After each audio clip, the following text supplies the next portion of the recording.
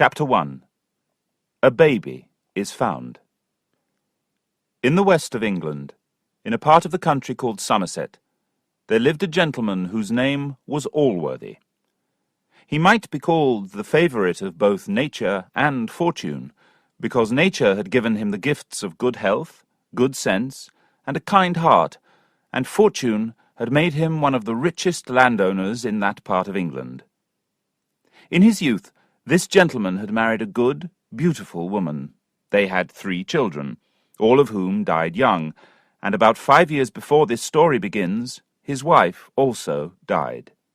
He loved her still, and sometimes said that he was waiting to join her after death. He now lived in the country most of the time with his sister, Miss Bridget Allworthy. This lady was now past the age of 30. She was a very good woman who often thanked God she was not beautiful, because she believed that beauty led women into wicked ways. Now, reader, as Mr. Allworthy had a large fortune, a good heart, and no family, you may think that he lived an honest life, gave to the poor, built a hospital, and died a rich man.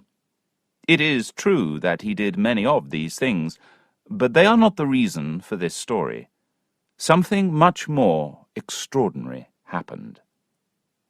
One evening, Mr. Allworthy came back to his house very late and very tired. He had been away in London on business for several months. After a light supper with his sister, he went to bed. First, he spent some time on his knees, praying to God, and then he pulled back the bedclothes.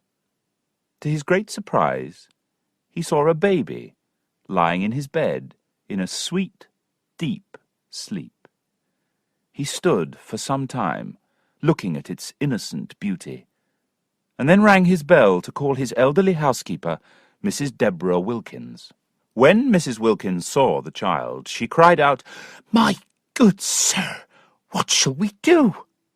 Mr. Allworthy answered that she must take care of the child that evening, and in the morning he would give orders to find a nurse for it. "Yes, sir," said Mrs. Wilkins, "and I hope you will give orders to send its wicked mother to prison for doing this." "In leaving the baby here, Deborah," said Mr. Allworthy, "I suppose the poor woman has tried to provide a good home for her child, and I am very glad she has not done worse." "But, sir," cried Mrs. Wilkins, "why should you take care of the child? Why not put it in a basket and leave it at the church door? If you keep it, people may think that you are the father." But Mr. Allworthy did not hear her. He now had one of his fingers in the sweet child's hand, and was smiling at it gently. So Mrs. Wilkins took the child to her room, and Mr. Allworthy went to bed and slept well until morning. Mr. Allworthy's house stood on a hill and had a charming view of the valley beneath. To the right of the valley were several villages, and to the left a great park. Beyond the park, the country gradually rose into a range of wild mountains, the tops of which were above the clouds. The house was very noble. It was surrounded by a fine garden, with old oak trees and a stream that flowed down to a lake at the bottom of the hill. From every room at the front of the house you could see the lake, and a river that passed for several miles through woods and fields, till it emptied itself into the sea. It was now the middle of May, and as Mr. Allworthy stood watching the sun rise over this lovely view, Miss Bridget Allworthy rang her bell and called him to breakfast.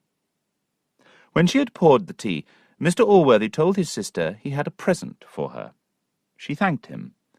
This was not unusual, as he often gave her new clothes and jewellery to wear. Imagine her surprise when Mrs. Wilkins produced the baby. Miss Bridget was silent until her brother had told her the whole story.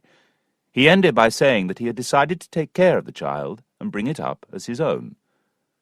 Miss Bridget looked kindly at the child and told her brother she admired his generosity.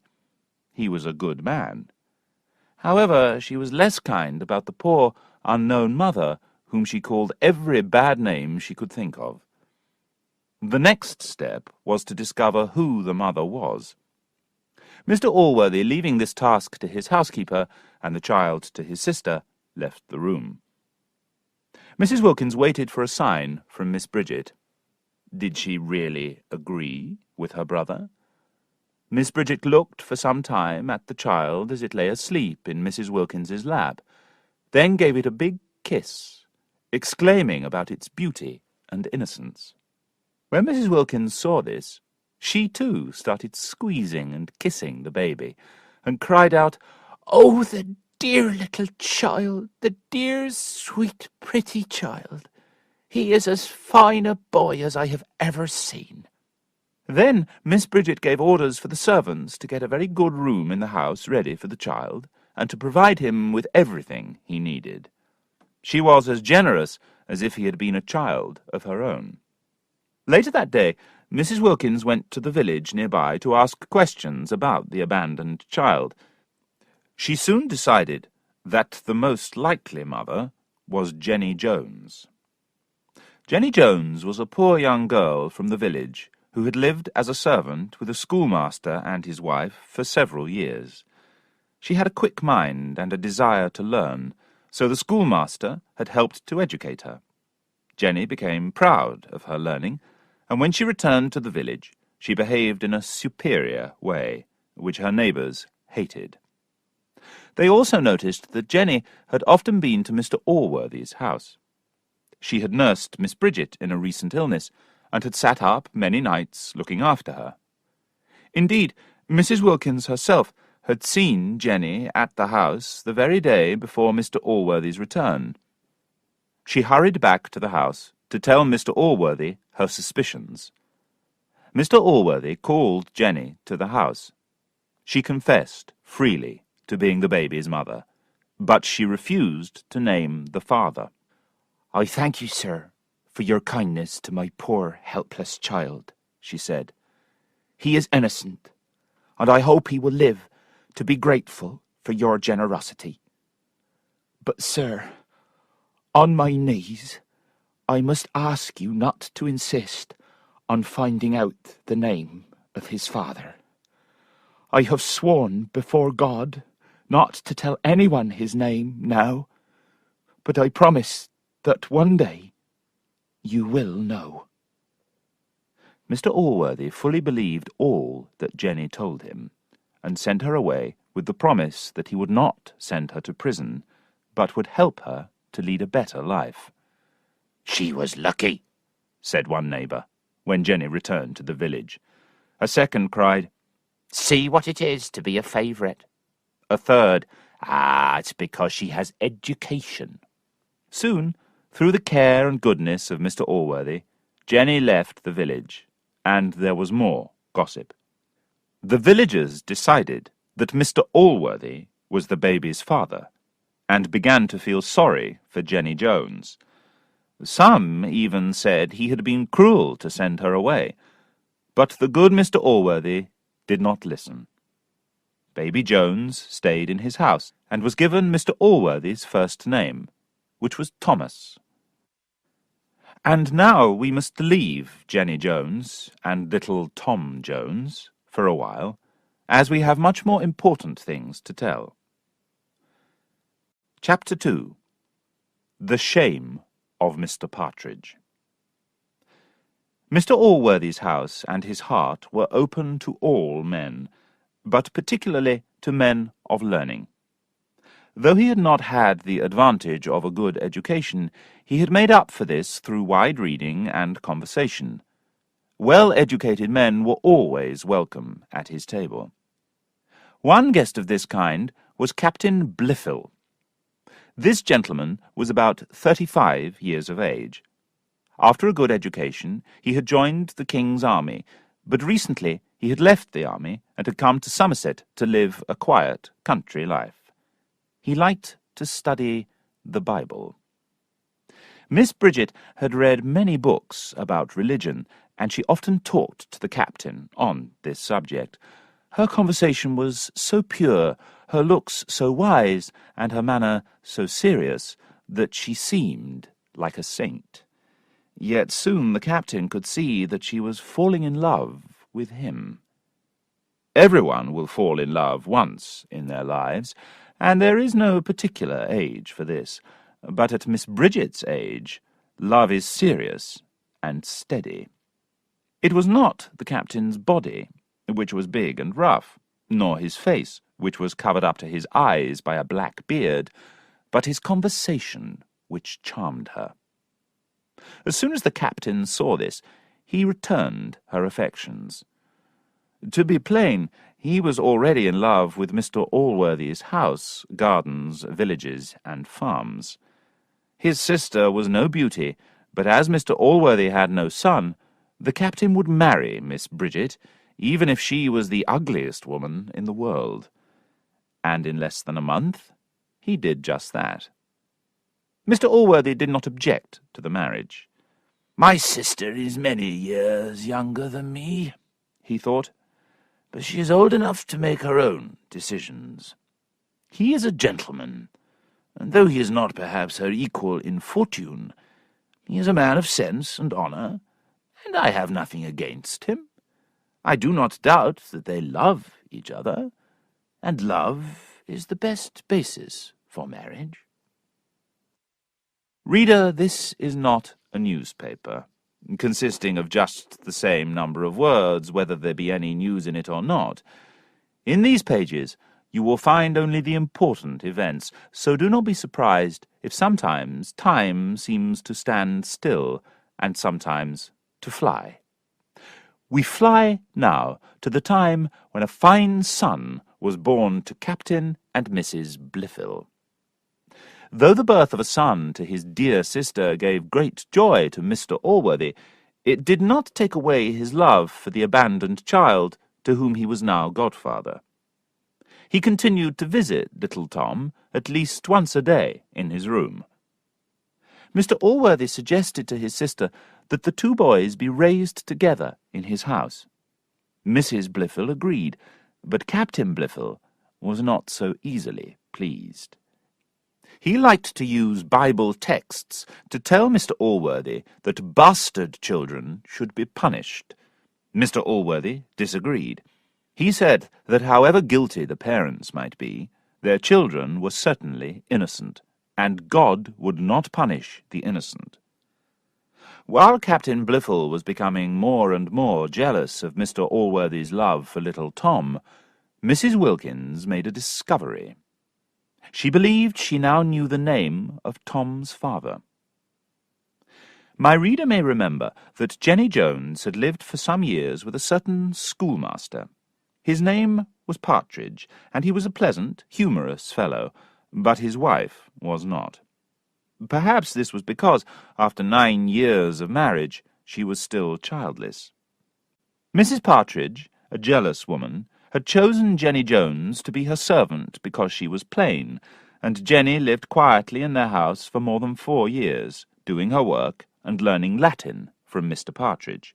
Then, one day, Mrs. Partridge saw Jenny sitting closely with her husband, studying their books, and suddenly her jealous thoughts began. They were fed by small suspicions, one after another, and soon she lost her temper and ordered Jenny to leave the house.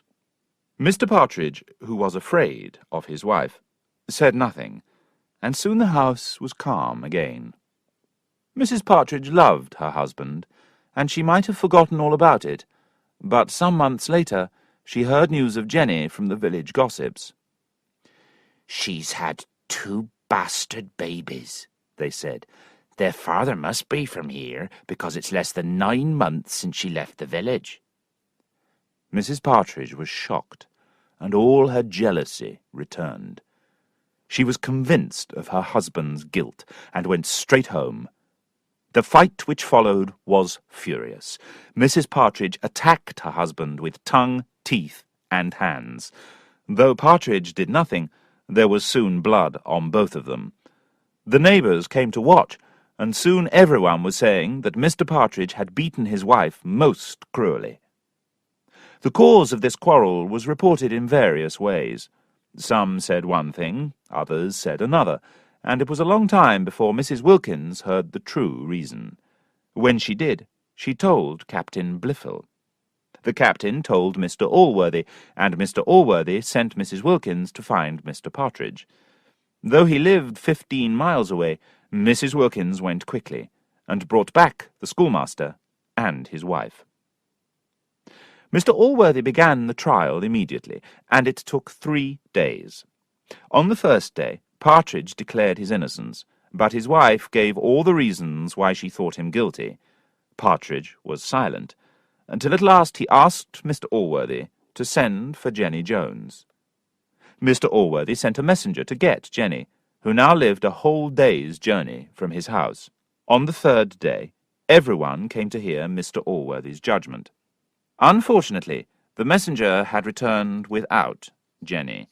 She had left her new home just a few days earlier, in the company of a soldier.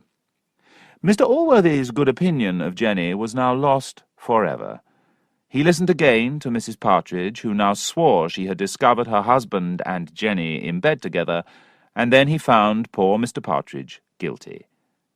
Mr. Partridge lost his little school, and soon he lost his wife too, for she died suddenly. Though the villagers now began to feel sorry for him, he decided to go away. Although Mr. Allworthy had punished the father, he grew fonder of little Tommy. This did not please Captain Blifil, who saw every example of Mr. Allworthy's generosity to others as his own loss. The captain's greatest pleasure was planning what to do with Mr. Allworthy's wealth.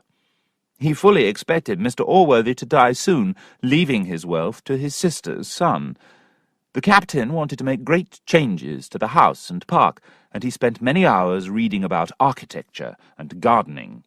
But fortune was unkind to him. The unlucky captain died first, of a sudden and unexpected accident. Chapter 3. Young Tom causes some anxiety. The reader will not be surprised if we pass quickly over 12 years, when nothing interesting happened. We shall now meet our hero, Tom, at about 14 years of age. To be honest, it was the opinion of all Mr. Allworthy's family that young Tom was born to be hanged. Indeed, I am sorry to say, there was too much reason for this. From his earliest years, Tom showed signs of crime. To give 3 examples, he had stolen some apples from a tree, a duck from a farm, and a ball from the pocket of his companion, young Master Blifil. In contrast, the young son of Captain and Mrs. Blifil was praised by all the neighbourhood. He was quiet and good, and many people wondered why Mr. Allworthy allowed his nephew to be educated with such a bad influence as Tom. Yet Tom, bad as he is, must be our hero. So here is a story to help you to get to know him better. About this time, Tom had only one friend among the servants, and this was Mr. Allworthy's gamekeeper, George Seagrim. Some said that Tom learned his bad ways from this man, whose idea of the meaning of yours and mine was rather loose. Indeed, the whole duck and most of the stolen apples were eaten by Black George and his family. One day, young Tom went shooting with the gamekeeper near the edge of Mr. Allworthy's land. They surprised some birds which flew into the neighbour's land. Tom ran after them. The gamekeeper followed him, and they both fired their guns. The neighbour, who was riding nearby, heard the gunfire and came to look. He caught Tom with a dead bird, but he didn't find the gamekeeper, who was hiding in the trees. When he returned home, Tom admitted his crime to Mr. Allworthy, but he insisted that he had been shooting alone. The gamekeeper was sent for, but he too denied being with Tom that afternoon. Mr. Allworthy sent Tom to bed, and next morning he called him back and asked the same questions. Tom gave the same answers, even when he was whipped. At last Mr. Allworthy believed Tom was telling the truth. He apologized, and gave Tom a little horse as a present. "Oh, sir," Tom said, "you are too good to me." He very nearly told Mr. Allworthy the truth, but then he remembered the gamekeeper and was silent. He felt very guilty. The thing which put an end to Tom's silence was a fight between himself and Master Blifil. Usually Tom avoided fights with his younger companion because he really loved him, but one day, as they played together, Blifil called Tom a poor bastard. Tom immediately jumped on Blifil, and the result was a bloody nose. Blifil ran to his uncle to complain. Tom told Mr. Allworthy what Blifil had called him, but young Blifil said, "He is lying, uncle, the same way as he lied when he said nobody was with him when he shot the bird. Black George, the gamekeeper, was there. Tom confessed it to me." "Is this true, child?" asked Mr. Allworthy. "Why did you lie to me about it?" Tom explained that it was a question of honour. He had promised the gamekeeper to keep quiet. "It was my idea to follow the bird, sir," he said. "Please, sir, let me be punished. Take my little horse away. But please, sir, forgive poor George." Mr. Allworthy was quiet for some time.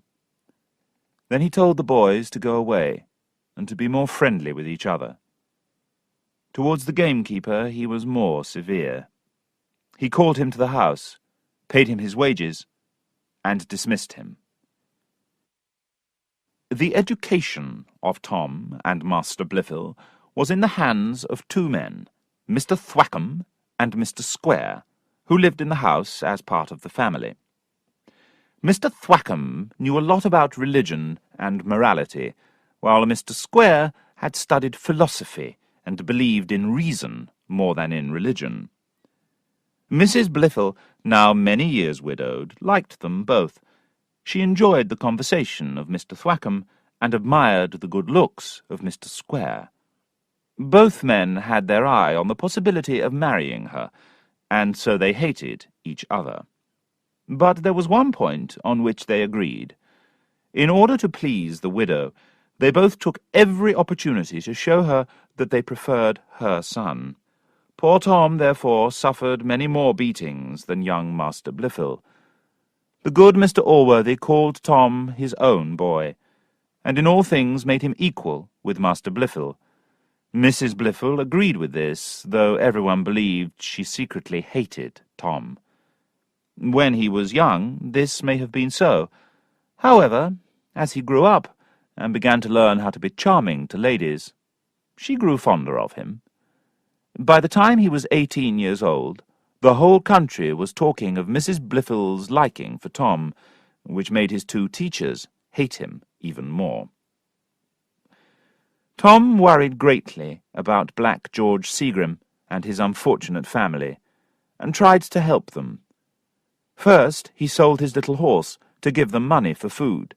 Then he sold a fine Bible which Mr. Allworthy had given him. He was punished for this with more beatings. At the same time, Tom began to grow friendly with the neighbour whose dead bird had caused so much trouble, and so he met his neighbour's daughter. But as this young lady is to be the heroine of our story, and probably we will all fall in love with her, it is not right to introduce her at the end of a chapter. Chapter 4. Tom Falls in Love. Bring on flowers, soft winds, and sweet birdsong, to welcome the lovely Sophia Weston. To imagine her appearance, you must think of famous beauties in art and history, and of the woman who is dearest to your own heart. Sophia was the only daughter of Mr. Weston. She was now 17. Her hair was rich and black, her shape delicate, her eyes bright, her nose regular, her teeth white, her lips red, and her neck long and lovely. Such was the outside of Sophia, and inside she was equally fine. Her mind was as charming as her appearance, and her sweet temper lit up her face when she smiled. Sophia had been educated under the care of an aunt, who was a lady of the world. In her manner and conversation, Sophia was a perfect lady. Perhaps she needed a little of the style that comes from life in the highest circles, but style can never replace true innocence and good sense. Her father was fonder of Sophia than of any other human being, but he allowed his sister to take her away for 3 years for the sake of her education. Now she had returned, to rule her father's house and to sit at the top of his table, where Tom often dined. Mr. Weston had a great love of hunting, and Tom became a favourite companion in this sport. Mr. Weston often wished he had a son like Tom, and let him freely use everything that was most precious to him, his guns, his dogs, and his horses. Tom wanted to ask Mr. Weston if he would employ Black George. He decided to ask Sophia to help him. Now, if Sophia had some influence on her father, who loved her above all things, after those things already mentioned which he needed for his sport, then Tom had some influence on Sophia. Tom was now approaching the age of 20. He was open-hearted, good-natured, and had a natural way with ladies. The women of the neighbourhood thought he was a handsome fellow, and so did Sophia.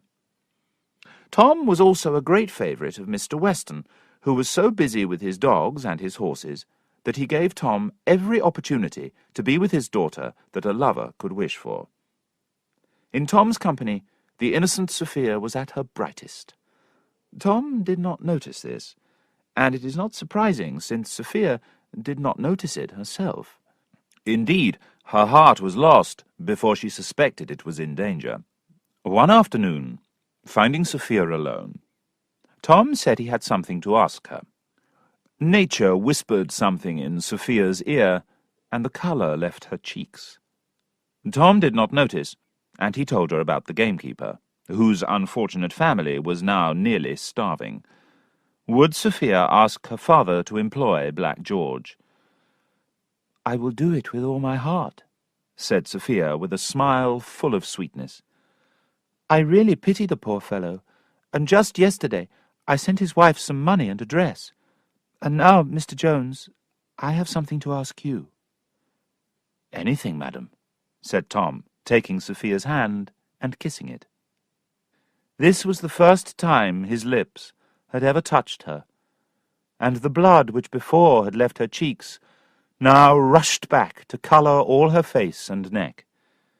When she could speak, which was not instantly, Sophia asked Tom not to lead her father through so many dangers when hunting.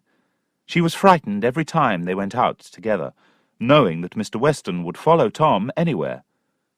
Tom promised not to ride so madly, and left, happy with his success. That evening, after dinner, Sophia played music for her father. She played all his favourite tunes 3 times over, and this so pleased the good man that he got up from his chair to give her a kiss. Sophia took this opportunity to keep her promise to Tom. She did it so well that next morning the gamekeeper was called and given a job. Tom's success in this affair was soon widely known. Some said it was an act of good nature. Blifil, who hated Black George, said it was an insult to Mr. Allworthy. Thwackum and Square agreed because they were now very jealous of Tom and the widow. But Mr. Allworthy approved. He said he wished he could see more examples of such good and loyal friendship. Fortune had other ideas, however, and soon Mr. Allworthy saw Tom's actions in a different light. Now, though Tom greatly liked Sophia, appreciating her beauty and admiring all her other qualities, she had made no deep impression on his heart. The truth is, it belonged to another woman. This was not Mrs. Blifil, though she was clearly fond of Tom. No, it was a younger woman. The reader will remember that we have often mentioned the family of the gamekeeper George Seagrim, or Black George, as he was usually called. This family consisted of a wife and 5 children. The second child was a daughter whose name was Molly. She was considered one of the best-looking girls in the whole country. When she was 16, Tom, who was 3 years older, began to notice Molly's beauty. Though he was strongly attracted to her, he believed it was wrong to make love to a girl, even a poor girl, and so he stayed away from her house for 3 whole months. But when Molly saw that Tom was backward, she became more forward, and found a way to meet him and tempt him to do what they both wanted. Tom desired Molly, and Molly gave herself to Tom. Tom was grateful to Molly and wanted to be kind to her. This was the situation. Poor as she was, Tom could not think of abandoning Molly, and so he did not think of loving Sophia. It was Molly's mother who first noticed the change in her shape. To hide the signs of the baby Molly was expecting, she gave her the dress which Sophia had sent her. Molly, who usually wore rags, was very pleased with the fine dress, and wore it to church. "Who is she?" was the question that ran around the church when the fine lady arrived. But when the answer came, "It's Molly Seagrim," the jealous women laughed at her. Sophia happened to be present at this time. She was very pleased with the beauty of the girl, and sorry that people laughed at her. When she returned home, she called for the gamekeeper and offered to give Molly a job. Poor Seagrim was silent, because he knew about Molly's condition. Back at the church, an angry scene had developed. As people left, they laughed and pointed at Molly's fine dress, and some began to throw dirt and rubbish. Molly turned to face the crowd, and soon a fight broke out among the gravestones. Men and women, but mostly women, bit and scratched and hit and tore at Molly's hair. Clothes were torn too, until many were nearly naked. Molly fought back furiously with all her strength. At this point Tom came riding past with Square and Master Blifil. Seeing his Molly under attack, Tom jumped off his horse and went among the crowd with a horsewhip, turning them away. He then pulled off his coat and buttoned it around Molly, wiped the blood from her face with his handkerchief, and took her home on his horse. He gave her a kiss, said he would return in the evening, and rode away. Chapter 5. A Sleepless Night for Sophia. The next morning Tom went hunting with Mr. Weston, and afterwards was invited to dinner. The lovely Sophia was brighter than usual that day, and if she wanted Tom to notice her, she certainly succeeded. Another dinner guest was Mr. Supple, the priest from the village church. He was a good-natured man who was always silent at table, though his mouth was never shut. In other words, he had one of the best appetites in the world. After dinner, though, he loved to talk, and he had some news. "I believe, lady, you saw a young woman at church yesterday, wearing one of your own dresses. After you left, this dress caused a terrible battle. This morning the young woman in question was called to explain the matter to Mr. Allworthy. When she appeared, everyone could see that she will soon give birth to a bastard. As she refused to name the father, she will be sent to prison." "Is that your news?" cried Weston. "Nothing more important. Come, Tommy, drink up and pass the bottle." Tom made a polite excuse and quickly left the table. "Ah," said Weston, after he had gone. I see. Tom is certainly the father of this bastard." "I should be very sorry if that is true," said Supple. "Why sorry?" cried Weston. "Haven't you been the father of any bastards yourself? You must have been lucky, then." "I am sure you joke, Mr. Weston," replied the priest, "and I hope you are wrong about the young gentleman. He is a little wild, perhaps, but a good young man. I would not like to see him lose the good opinion of Mr. Allworthy." No, said Weston. "He will lose nobody's good opinion. and the women will like him better. Ask my daughter here. You have no worse opinion of a young man for giving a girl a bastard, have you, Sophie?" It was a cruel question to ask poor Sophia. She had seen Tom's colour change when he heard the news, and she thought her father's suspicions were correct. Her heart at once told her the great secret it had been hiding. Shocked and confused, she excused herself and went to her room. Tom hurried home and found Molly was still there. He asked for a private conversation with Mr. Allworthy, and said he was the guilty father. He begged Mr. Allworthy to let Molly return to her family. After hesitating for some time, Mr. Allworthy agreed. He then spoke for a long time about right and wrong. Tom listened gratefully and promised to improve. Mr. Allworthy was certainly angry with Tom, but he was also pleased with his honour and honesty, so Thwackum could not persuade him to punish the young man. Square was more clever. He reminded Mr. Allworthy of all the things Tom had done for the gamekeeper and his family. "Now we can see, sir, that these things were not done out of friendship, but to get Molly for his wicked ways." For the first time, the good Mr. Allworthy began to have a bad impression of Tom. That night, Sophia slept very little. She was already dressed when her maid, Mrs. Honour, came to wake her.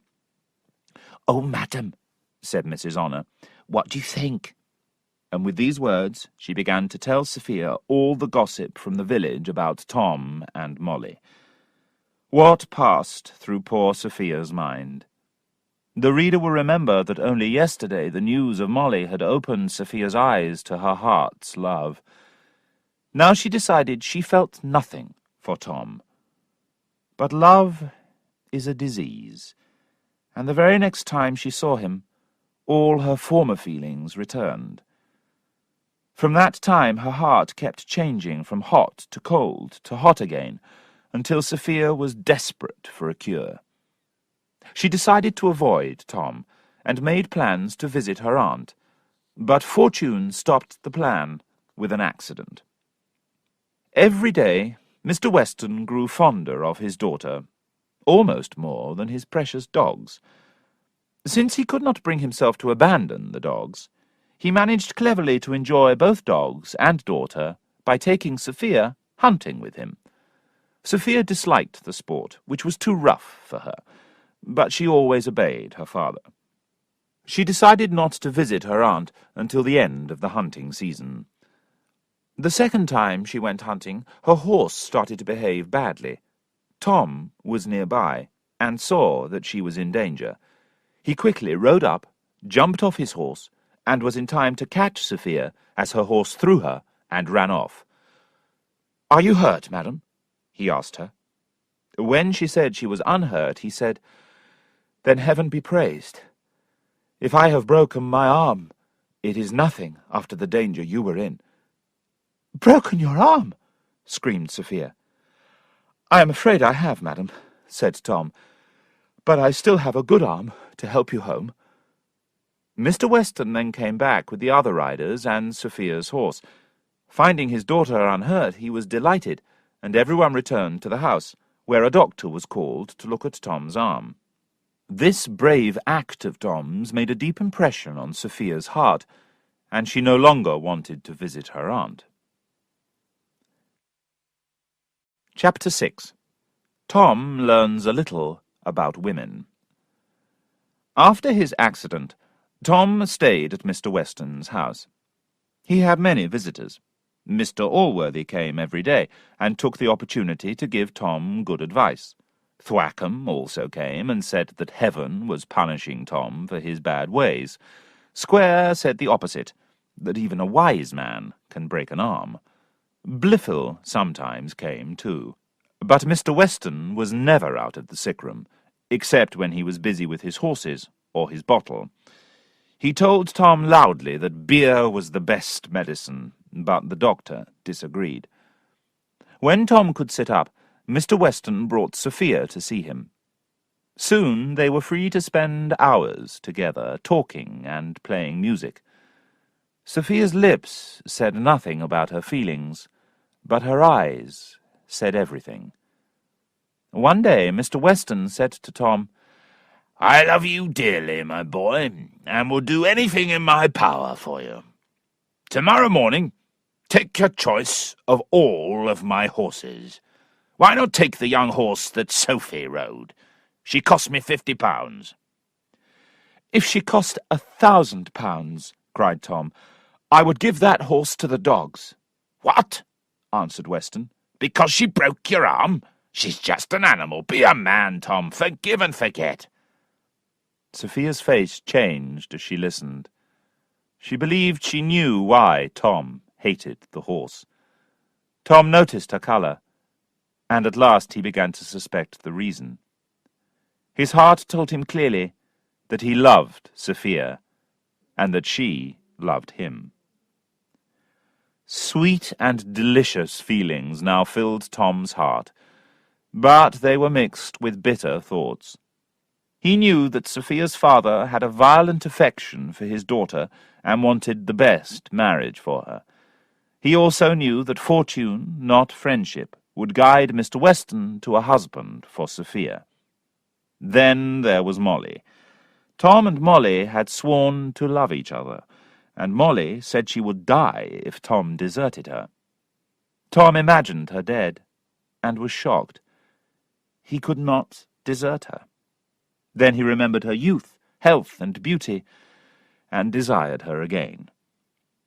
With these thoughts, Tom passed a sleepless night. In the morning he had decided to stay with Molly, and to think no more of Sophia. But in the afternoon, when he saw Sophia again, the god of love marched in and won the battle. Tom now wondered if Molly would be satisfied with a sum of money.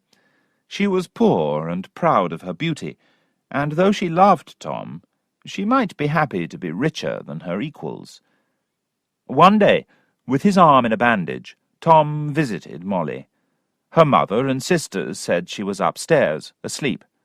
Tom climbed the ladder to his fair one's room, and found the door locked. He knocked. After some time, she opened it. They kissed. Then Tom sat Molly on the bed, and began to speak. He told her that Mr. Allworthy had forbidden him to see her again. Silence. He said that they must separate. More silence. Then he said that he would do everything he could to help her, perhaps even find her a husband. Molly was silent a little longer. Then she began to cry and shout. "Is this your love for me?" she cried. "You are false, Tom Jones, like any man." She stood up angrily and waved her arms about. Suddenly, by accident, her arm pulled down a curtain beside the bed. Behind the curtain were a few small things belonging to Molly and a man. It was Mr. Square. He was quite naked.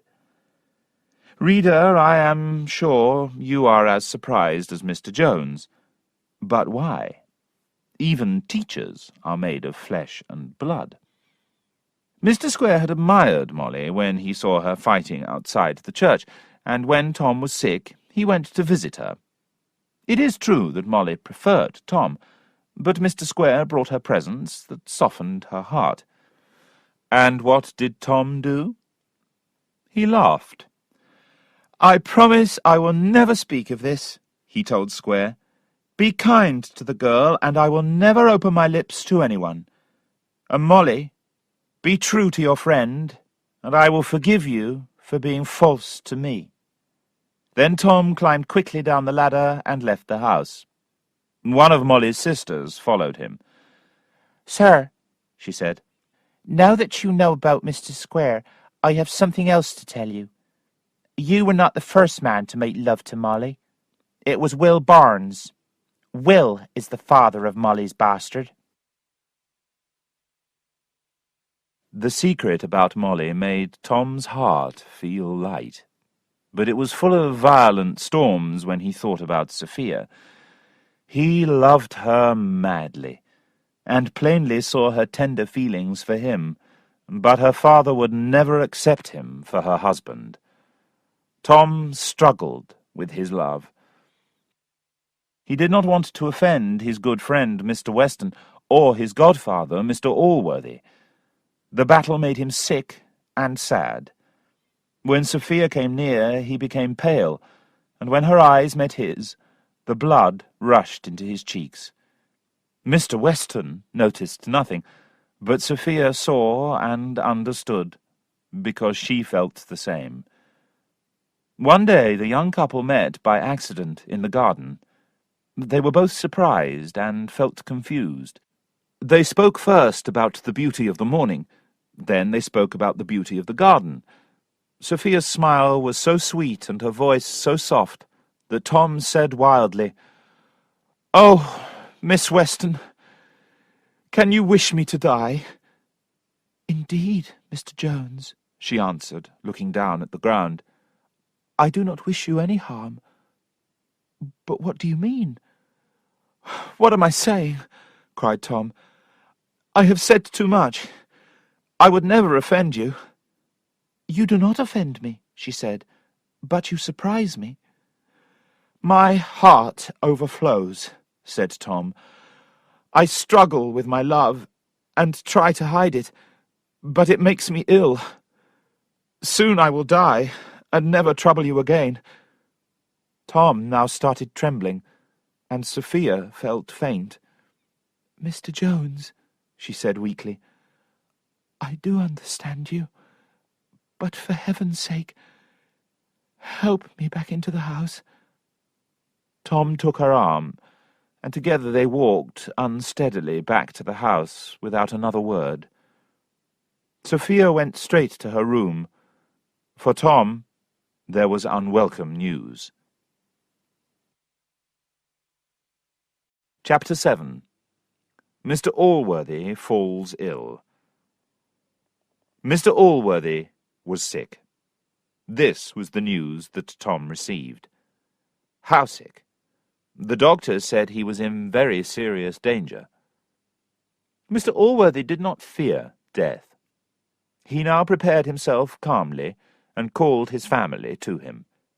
Everyone was there except his sister, Mrs. Blifil, who was in London, and Tom, who rushed back from Mr. Weston's house immediately.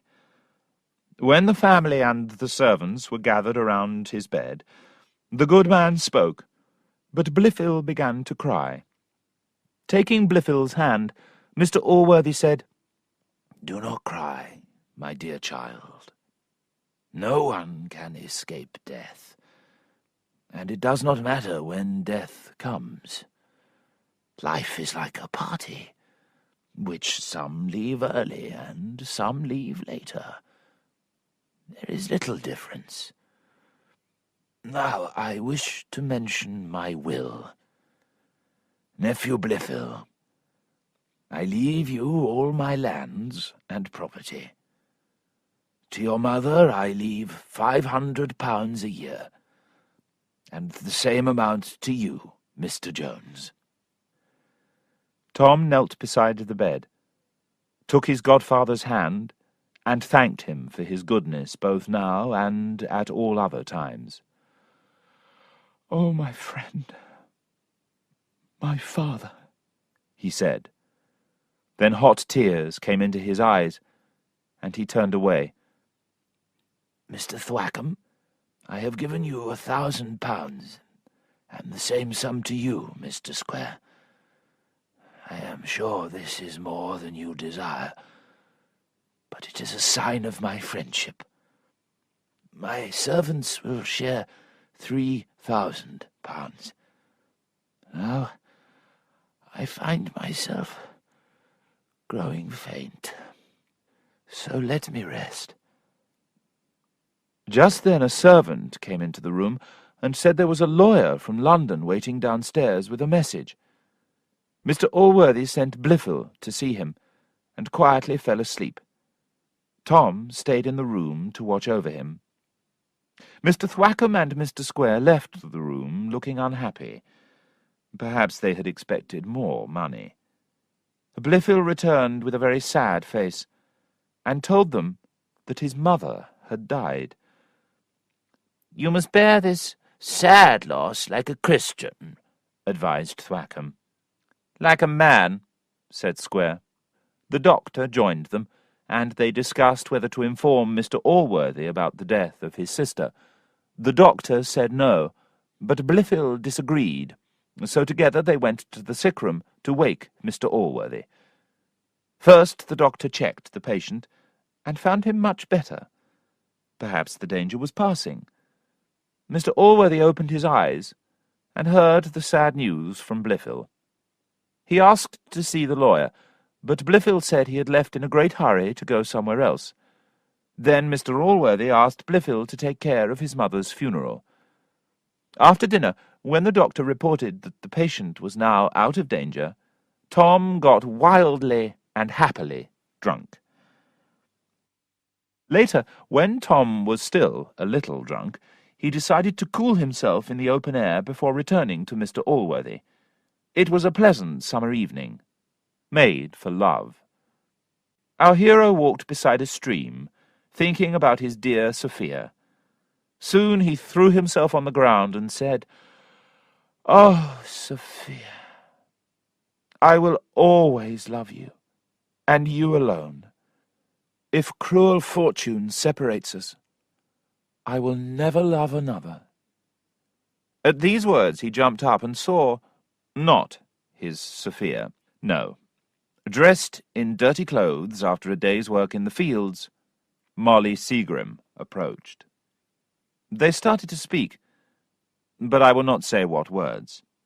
It is enough that they talked for a full quarter of an hour, and then disappeared among the trees.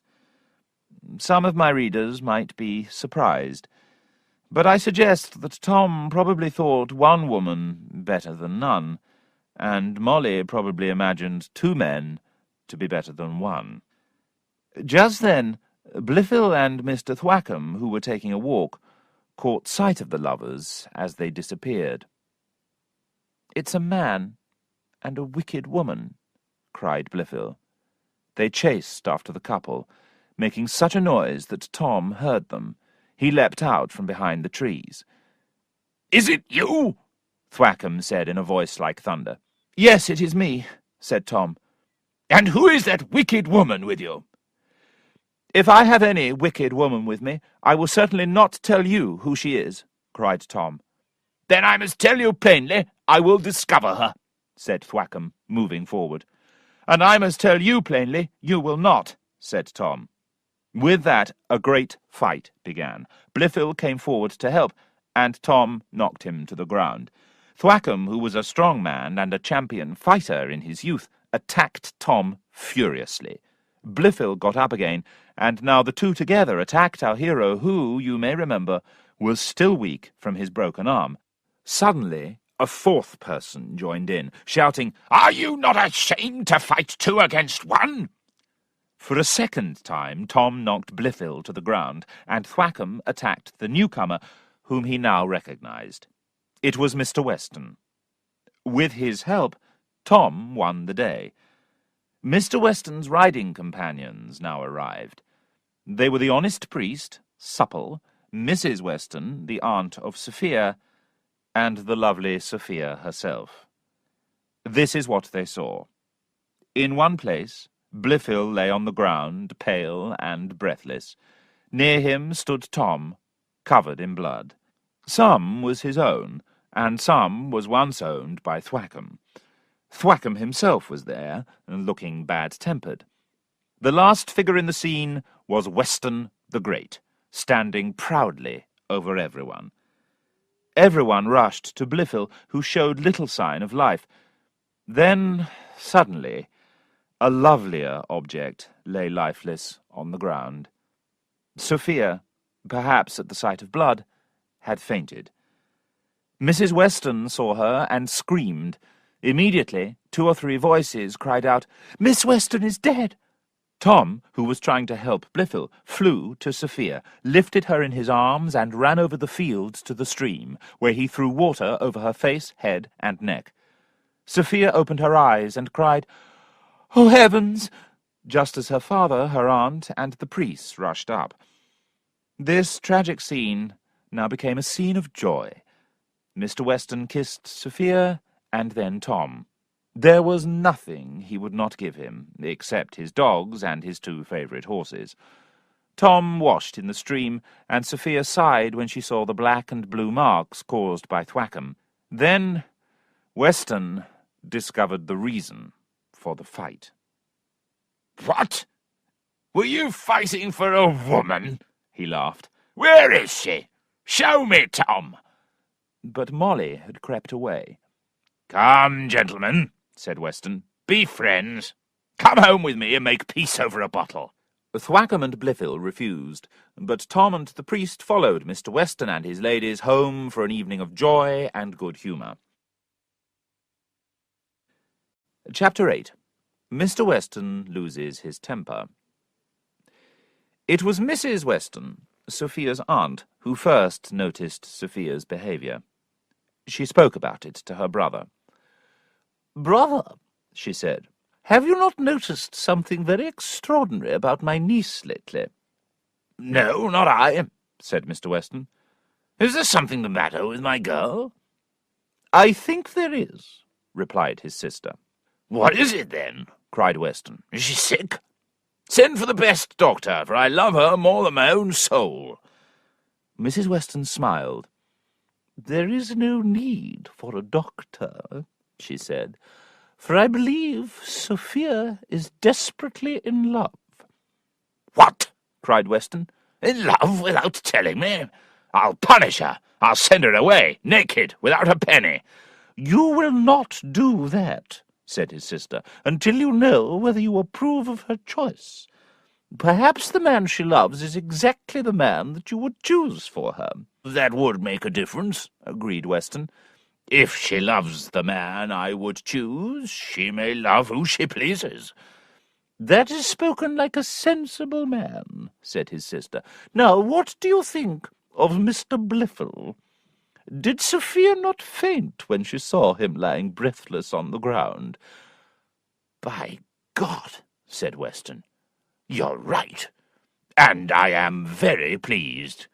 I knew Sophie would not fall in love to make me angry. No one will be better than Blifil, for our 2 properties lie side by side as if they were married, and it will be a great pity to separate them. What should I do?" "You should propose the marriage to Mr. Allworthy." Sophia had noticed that her aunt was watching her, so when her father invited Mr. Allworthy and his family to dinner, she tried to hide her secret. She was very charming to Blifil, and paid no attention at all to poor Tom. Her aunt saw this as more evidence that Sophia loved Blifil. After dinner, Mr. Weston took Mr. Allworthy to one side and made his proposal. Mr. Allworthy said that if the young people liked each other, he would be happy to agree. This attitude surprised Mr. Weston. He said that parents were the best judges, and he expected Sophia to be obedient. Mr. Allworthy promised to discuss the matter with Blifil. When they returned home, he told Blifil about Mr. Weston's proposal. After a short silence, Blifil told his uncle that he had not thought of marriage yet, but that he was glad to do what Mr. Allworthy wanted. Mr. Allworthy thought this answer was rather cold, but he wrote to Mr. Weston to say that his nephew had thankfully and gladly received the proposal, and was ready to visit the lady. Mr. Weston was very pleased with Mr. Allworthy's message, and replied immediately, inviting Mr. Blifil to visit Sophia that very afternoon. He then asked his sister to tell her. Sophia was reading when her aunt came into her room. "Is it a book about love?" asked Mrs. Weston, as Sophia put down her book. "Ah, child, your cheeks are quite pink. Do you think I don't know the reason? Do you think the secret that you keep from your father can be kept from me? Come, you need not be ashamed." "But, madam," said Sophia, looking a little foolish, "why should I be ashamed? What secret do you mean?" a secret which I saw plainly yesterday. Come, I am your friend. Tell me yourself, and I will give you happy news." "I know not what to say, madam," said Sophia. "I tell you, child," answered her aunt, "we know your heart, and we entirely approve. This very afternoon your father has arranged for you to see your lover." "My father? This afternoon?" cried Sophia, turning pale. "Yes, child," said her aunt, "this afternoon, and you have me to thank. I saw that you were in love when you fainted in the field, and I saw it again at supper. I know about these things, child. As soon as I told my brother, he proposed the marriage to Mr. Allworthy. Allworthy agreed, and your lover will come this afternoon." "This afternoon?" said Sophia. "Dear aunt, you scare me." "Why, child, he's a charming young fellow." "It's true," said Sophia. "He is perfect, so brave, and yet so gentle, so kind, so clever, and so handsome. What does it matter that he is poor?" "Poor? What do you mean? Mr. Blifil poor?" Sophia turned pale and said faintly, "Mr. Blifil." "Yes, Mr. Blifil. Who else have we been talking about?" "Good heavens," said Sophia, "I thought of Mr. Jones." "I protest," cried her aunt. "Now you scare me. Is it Mr. Jones, and not Mr. Blifil, who is the object of your love?" "Mr. Blifil?" repeated Sophia. "Can you possibly be serious? If so, I am the unhappiest woman in the world." Mrs. Weston stood silent for a few minutes while fire filled her eyes.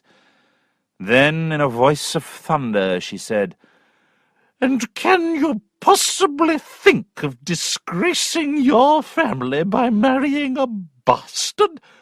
Can the blood of the Westons be destroyed? Are you not ashamed to admit this to my face?"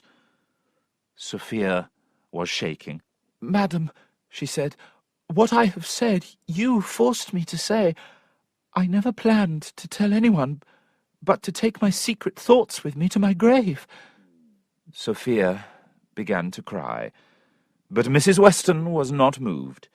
She continued to show her anger for a full quarter of an hour. Then she threatened to go immediately to tell her brother. Sophia threw herself at her aunt's feet and begged her to keep her secret, for fear of her father's temper. At last her aunt agreed, on one condition. Sophia must receive Mr. Blifil that afternoon as the man who was to be her husband.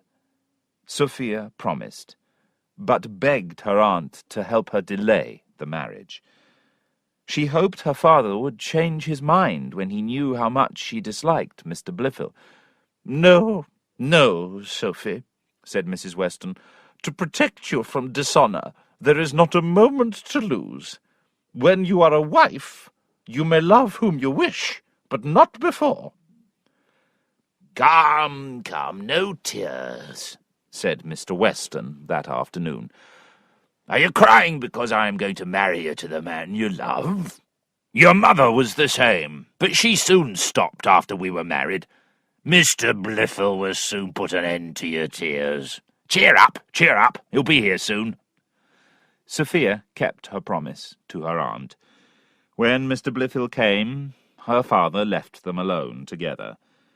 There was a very long silence, then some polite words, and then Sophia returned to her room. Mr. Blifil was satisfied. He believed she was shy, like all young ladies on their first visit from a lover.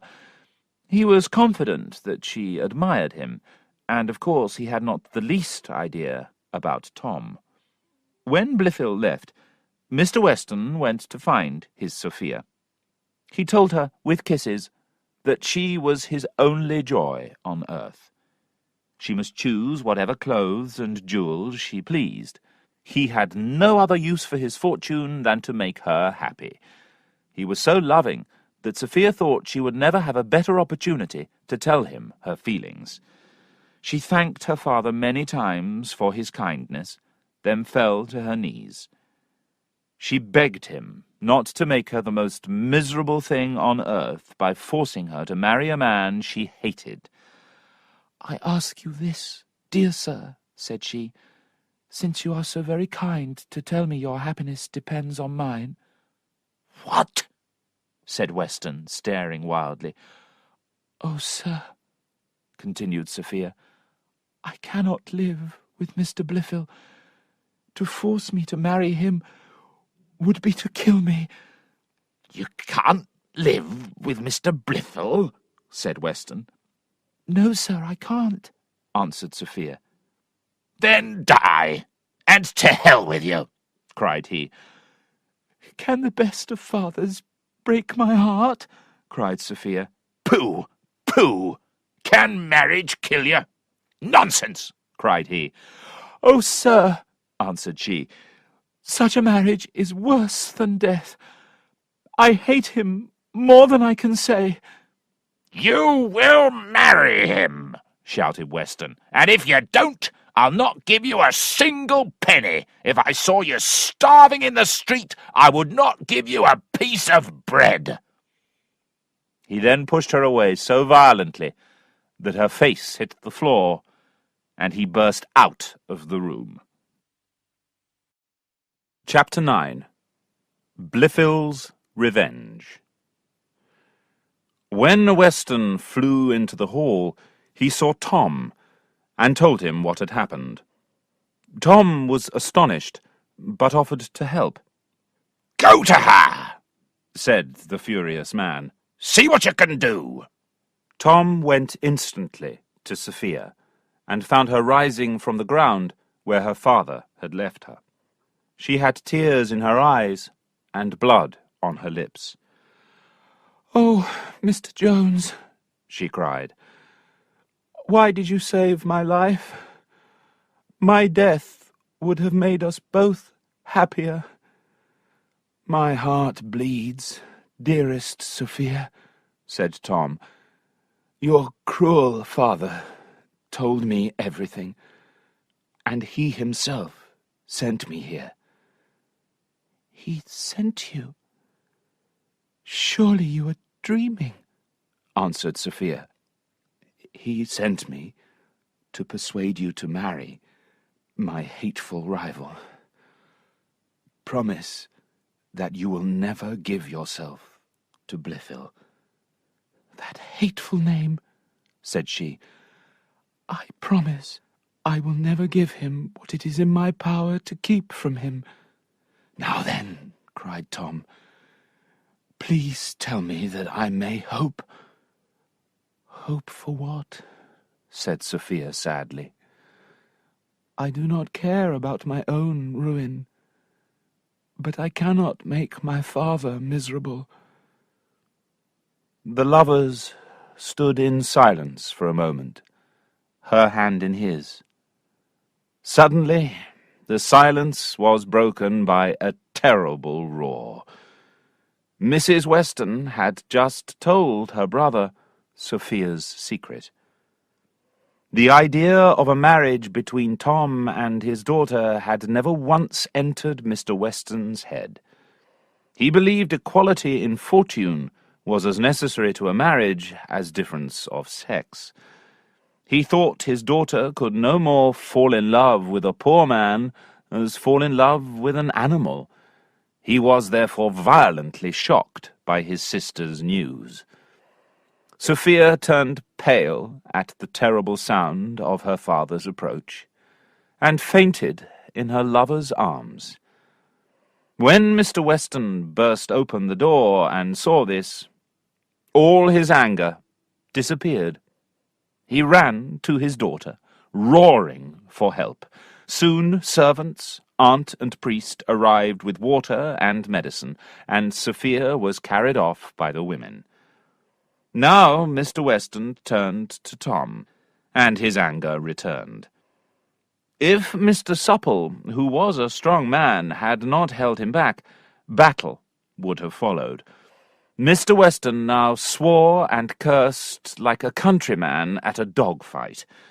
Very calmly, Tom said, "Sir, I cannot lift my hand against the father of Sophia."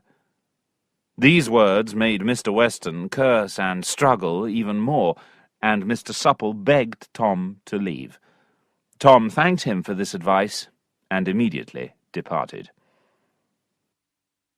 The next morning, immediately after breakfast, Mr. Weston rode to Mr. Allworthy's house and shouted at him. "There! You really have done a fine piece of work." "What can be the matter, Mr. Weston?" said Allworthy. "What's the matter? My daughter has fallen in love with your bastard, that's all. But I won't give her a penny. I always thought it was a bad thing to bring up a bastard like a gentleman and let him visit fine houses." "I am extremely sorry," cried Allworthy. "To hell with your sorrow, sir," said Weston.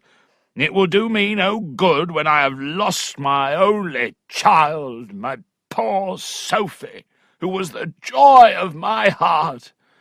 But I will throw her out of the house. She will beg and starve in the streets." "But, sir," said Allworthy, "why did you give Tom so many opportunities to be with her? Did you not see any signs?" "Who could have known? The devil did not come to visit her. He came to hunt with me. I never saw them kiss once. But she will marry Mr. Blifil, I promise you. Just keep your bastard away from my house. If I catch him, I'll kill him." Mr. Weston then rode back home to lock up his daughter. Mr. Blifil, who had watched this scene in silence, now said to his uncle, "I am sorry, sir, that Mr. Jones has once again upset you. If you knew what I knew about him—" "What? Do you know anything worse than I already know?" This was Blifil's opportunity to get revenge on Tom. "The very day your life was in danger," he began, "when myself and all your family were in tears, Mr. Jones drank and sang and roared with happiness, and then he beat me." "What?" cried Allworthy. "Did he dare to strike you?" "He did," replied Blifil. "That very evening, Mr. Thwackum and I were walking in the fields, and we saw him lying with a woman. When we spoke to him, Jones struck me down and beat Mr. Thwackum too." "Oh, child," said his uncle, "in your goodness you have kept silent about this too long." Mr. Allworthy first called for Mr. Thwackum, who showed him the black and blue marks that still remained on his chest. Then he spent some hours alone, deciding how to punish Tom. The poor young man came into dinner as usual, but his heart was so heavy that he could not eat. After dinner, Mr. Allworthy spoke to him for a long time. He reminded Tom of all the bad things he had done in the past, and told him what he had heard from Blifil. He ended by saying that if these recent things were true, Tom must leave forever. Poor Tom could not defend himself, as Blifil's story was partly true. His heart was almost broken already, and his spirits were so low that he could deny nothing. He asked Mr. Allworthy to forgive him, and hoped he did not deserve the greatest punishment in the world. Mr. Allworthy answered that he had forgiven Tom too often, gave him an envelope, and said goodbye. Though the envelope contained £500, the gossips afterwards said that Tom was sent away penniless and even naked by his cruel father. Tom was told to leave the house immediately. He could send for his clothes later. And so he walked away in a dream. After about a mile, he stopped to rest by a little stream. His angry thoughts flew in many directions, and it was some time before he was cool enough to consider what to do next. First, he decided to write to Sophia. The thought of leaving her nearly broke his heart, but he could not ruin her. He emptied his pockets to find paper, and he wrote, "Madam, I must fly forever from your dear sight. When you hear of my hard fortune, do not be concerned. After losing you, nothing else is important. Oh, my Sophia, it is hard to leave you. Please forget me. May angels protect you." Then he walked away, wondering how to send the letter. After some time, he realized that his pockets were empty. He had left everything beside the stream. He hurried back. On the way, he met his old friend, the gamekeeper. They returned to the stream together to look for Tom's things. They looked everywhere, but found nothing. This was not surprising, as they did not look in the gamekeeper's pockets. Black George was a dishonest fellow, and did not mention that he had found Tom's things earlier. At last, Tom gave up hope of finding his belongings. He decided to forget them, even Mr. Allworthy's envelope, which he had never opened. He then asked George to take his letter to Sophia's house and give it to her maid. George did this gladly, and returned with this letter for Tom. "Sir, as you know my father's temper, please avoid him. I wish I could send you more comfort, but believe this: nothing will make me give my hand or heart to another." Tom kissed the letter 100 times, but as it did not change his situation, he said goodbye to George and set off for the nearest town. Chapter 10. Sophia makes a decision. Tom slept that night at an inn and sent for his clothes. They arrived next morning with a letter from Blifil, which advised him to change his life with the help of God.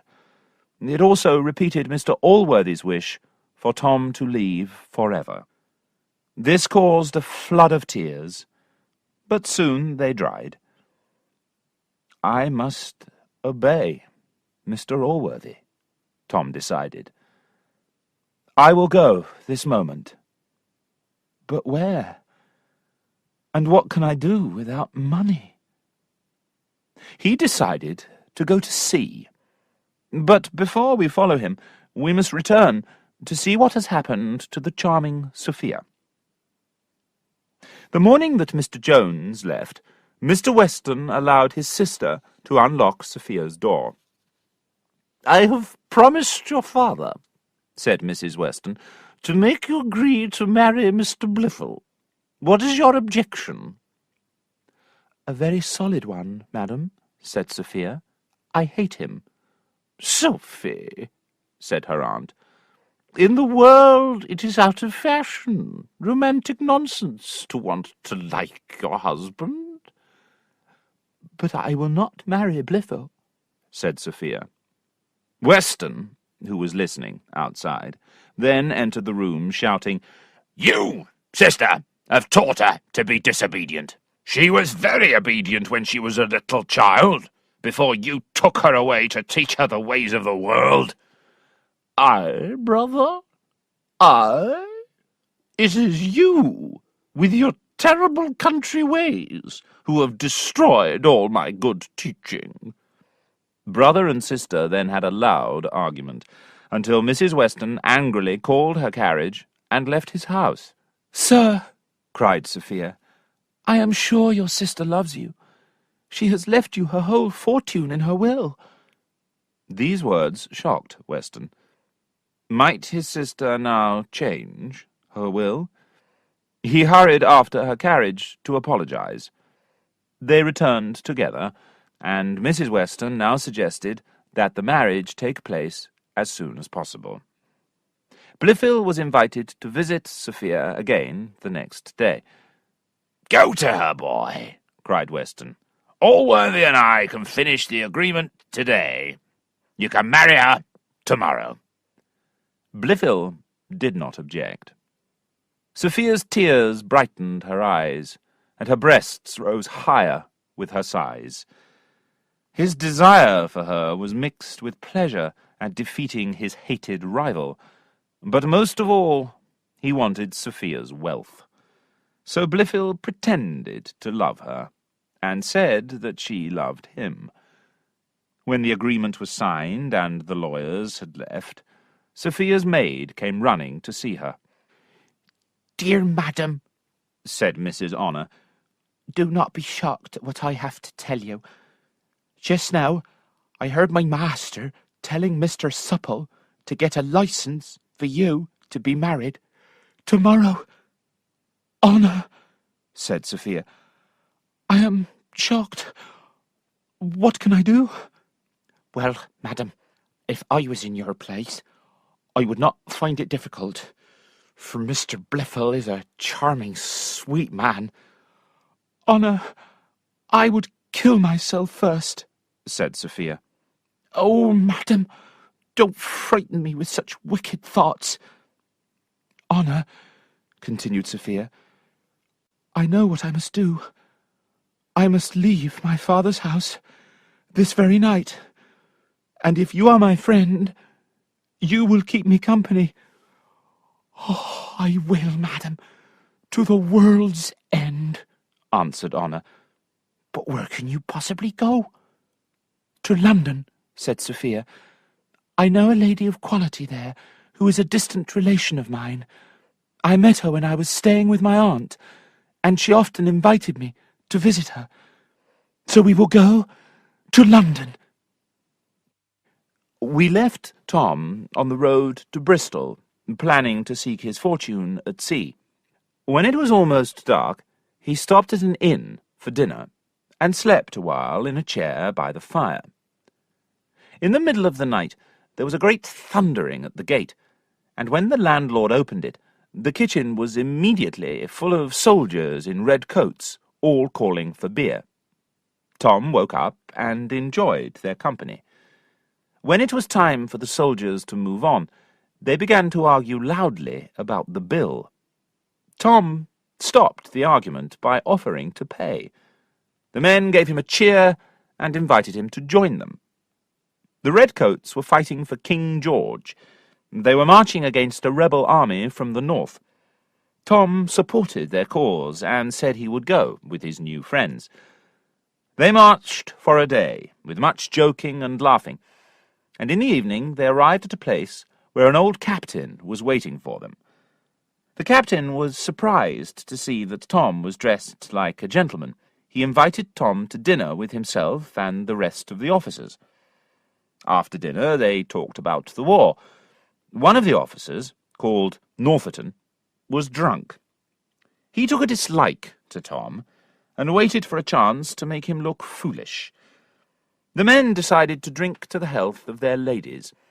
When it was Tom's turn, he named Miss Sophia Weston. He could not imagine that anybody present knew her. "I knew a Sophia Weston," said Northerton. "She went to bed with half the young men of Bath. Is it the same woman?" "Impossible," said Tom. "Miss Weston is a young lady of great fashion and fortune." "Why, so she is," said Northerton. who had seen Sophia walking in Bath with her aunt. He described her exactly, and added that her father had a great property in Somerset. Tom did not really understand this kind of joke, so he turned to him and said, "Please joke about something else." "Joke?"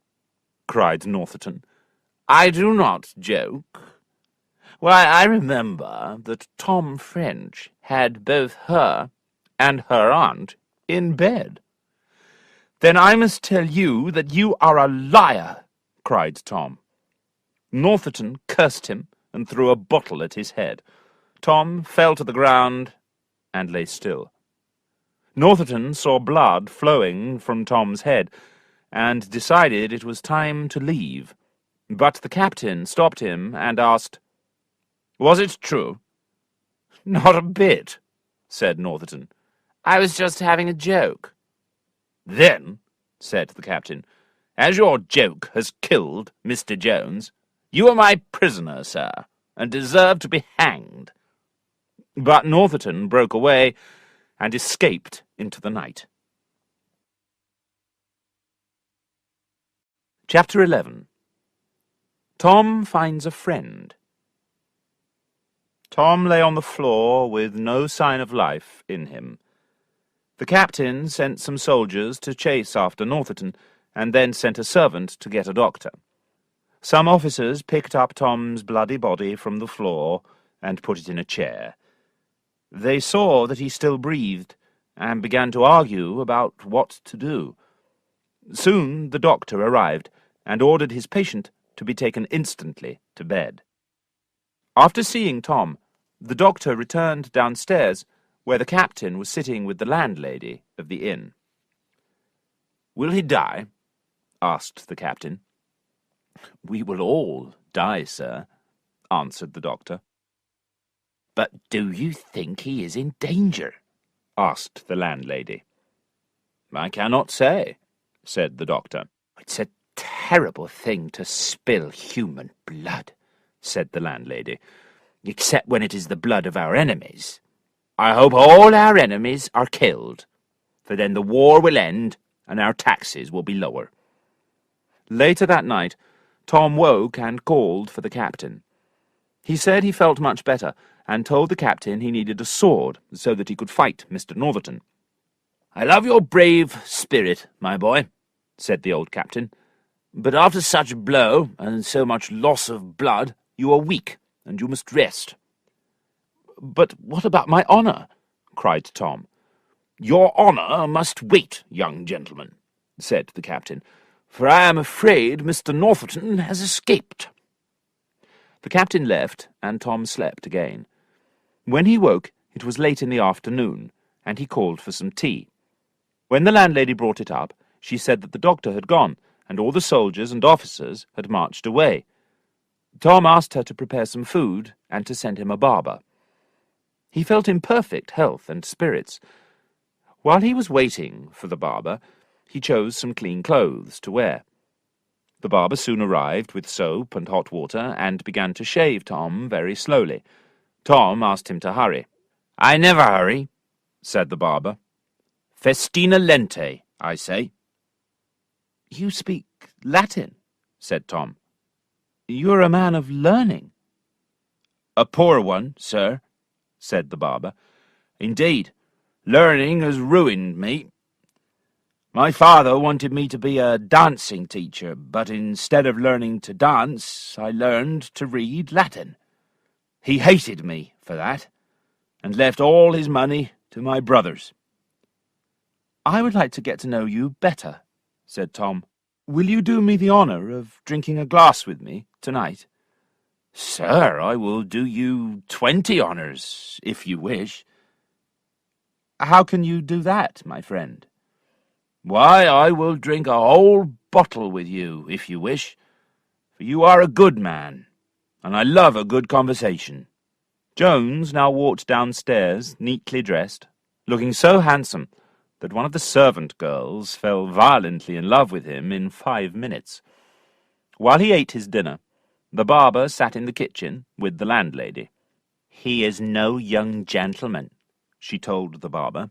"I have heard he was turned away from Mr. Allworthy's house." "A servant, then?" said the barber. "What's his name?" "Jones, he told me. But perhaps he uses a false name." "If his name is Jones, he told you the truth," said the barber strangely.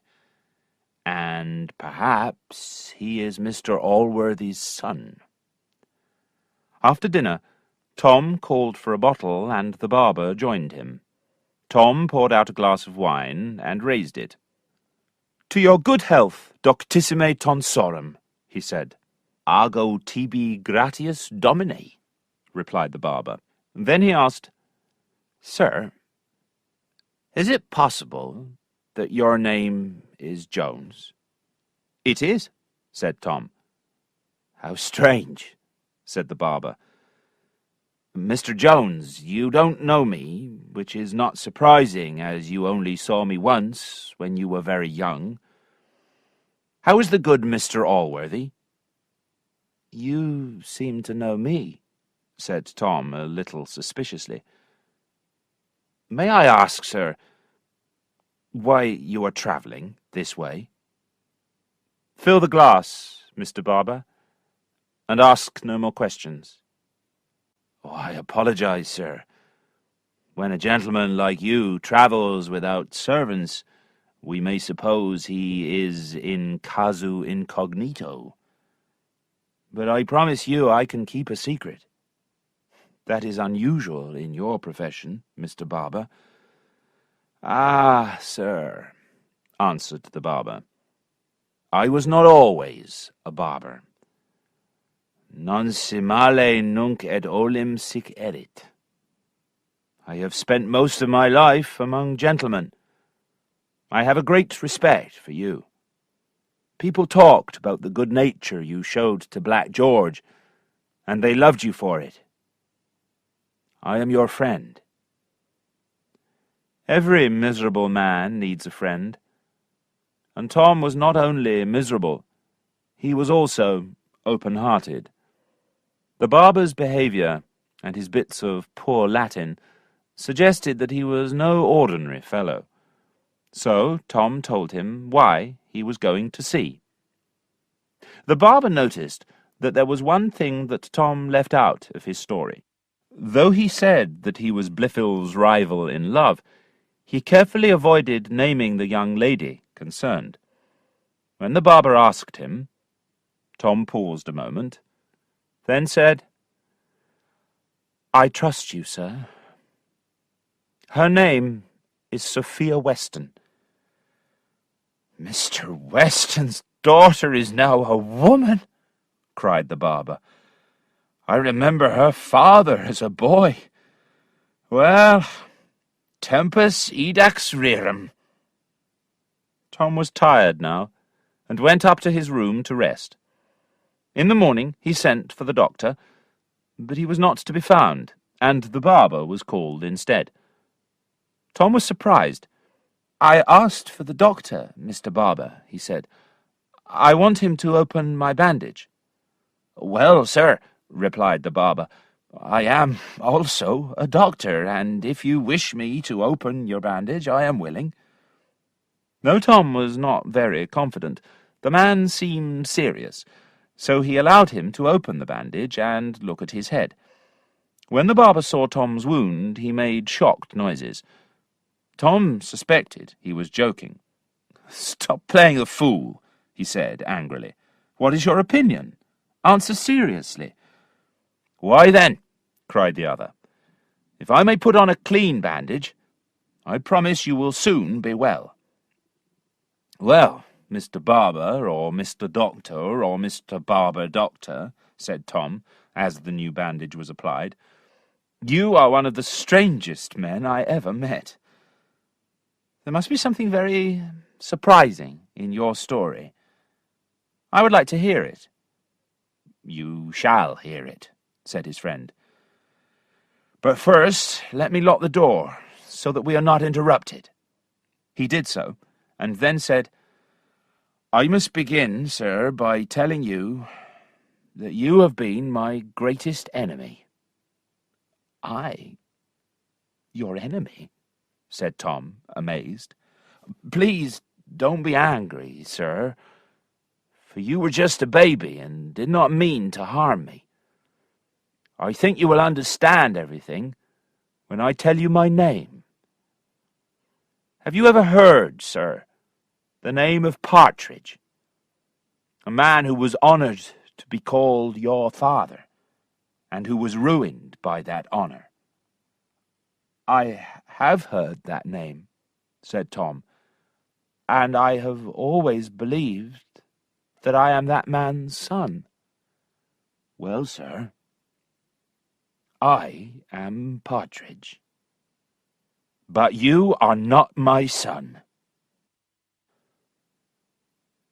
Chapter 12.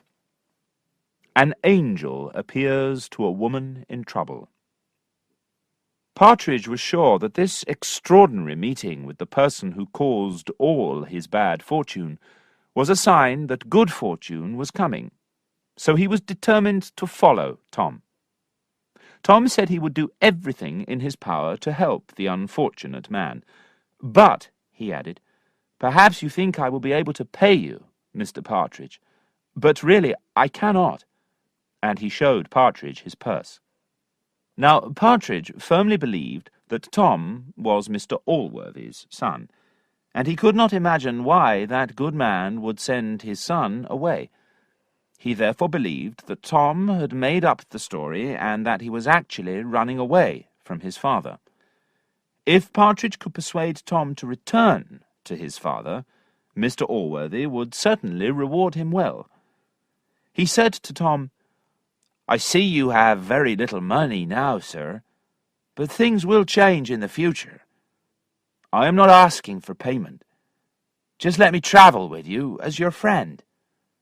And so, taking a few clean shirts and leaving the rest of Tom's things locked up in Partridge's house, they set off. Tom was very pleased with Partridge's company, and the two walked along together until they came to Gloucester. Here they ate dinner in an inn, and then Tom decided to continue walking through the night. The clock struck 5 as the pair left Gloucester. As it was the middle of winter, it was dark, but a bright moon gave them light. Tom remembered some romantic poems about the moon. Partridge added some comments in Latin, and they travelled on for about 5 miles in this way. Suddenly, Tom stopped and said, Who knows, Partridge? The loveliest lady in all the world may be looking at that moon this very moment. Perhaps, sir, said Partridge, but if you wish to have your lady in your arms again, why don't we go back now? If you wish to go back, said Tom, I will thank you and give you some money, but I am determined to go on. Then I am determined to follow you, said Partridge. They walked on through the cold night, and when the sun came up, they found a place on a hill to sleep. Tom was the first to wake. From a wood below the hill came a woman's violent screams. Tom listened for a moment, then ran down the hill and into the wood. There he saw a shocking sight. A woman, half naked, with a belt around her neck, and a man who was trying to hang her from a tree.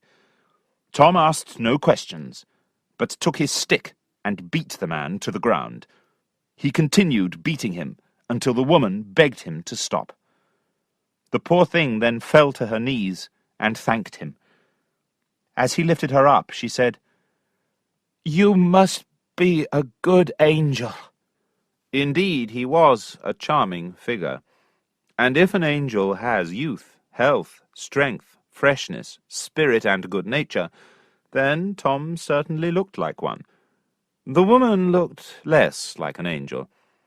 She was middle-aged, and not much of a beauty, but in her torn clothes she looked very attractive to Tom. They stood in silence until the man on the ground began to move. Looking at his face, Tom was greatly surprised to see that it was Mr. Northerton. Tom took Northerton's belt and tied his hands behind him. Then he helped him to his feet, saying, "Northerton, do you remember me? You insulted me and nearly killed me. Fortune has brought us together again, for me to punish you." Tom asked the woman where she could get some clothes, but she said she was a stranger in that part of the country. Tom then told them both to wait while he looked for help. When he returned, unsuccessful, the woman was alone. Though Northerton's hands were tied, his feet were free, and he had walked off through the wood. "Do not spend time looking for him," begged the woman. "Please, take me to the nearest town." Jones offered her his coat to cover herself with, but for some reason she absolutely refused it. "Then I will walk in front of you, and will not offend you by looking back," said Tom. And though he did try to keep looking ahead, the lady often asked him to turn around to help her. And so our hero brought his companion safely into the town of Upton. When they arrived, Tom took the lady to the best inn in the street and asked for a room upstairs. As they followed a servant up to the room, the landlord shouted, "Hey, where's that beggar woman going? Come downstairs!" "Leave the lady alone!" cried Tom from above. Then, leaving his companion in her room, he returned downstairs to ask the landlady to send her up some clothes. Now, the inn at which our travellers had arrived was very respectable. Good ladies from Ireland and the north of England liked to stay there on their way to Bath. While the landlady could not expect every conversation that took place under her roof to be perfectly innocent, she did not want the inn to get a bad name. Tom and his half-naked companion must go before they harmed her reputation.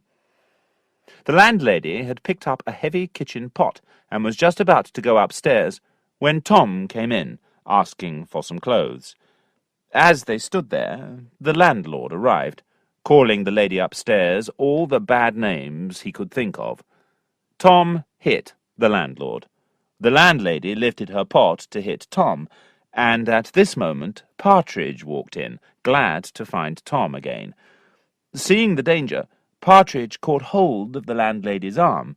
She turned and knocked him to the ground.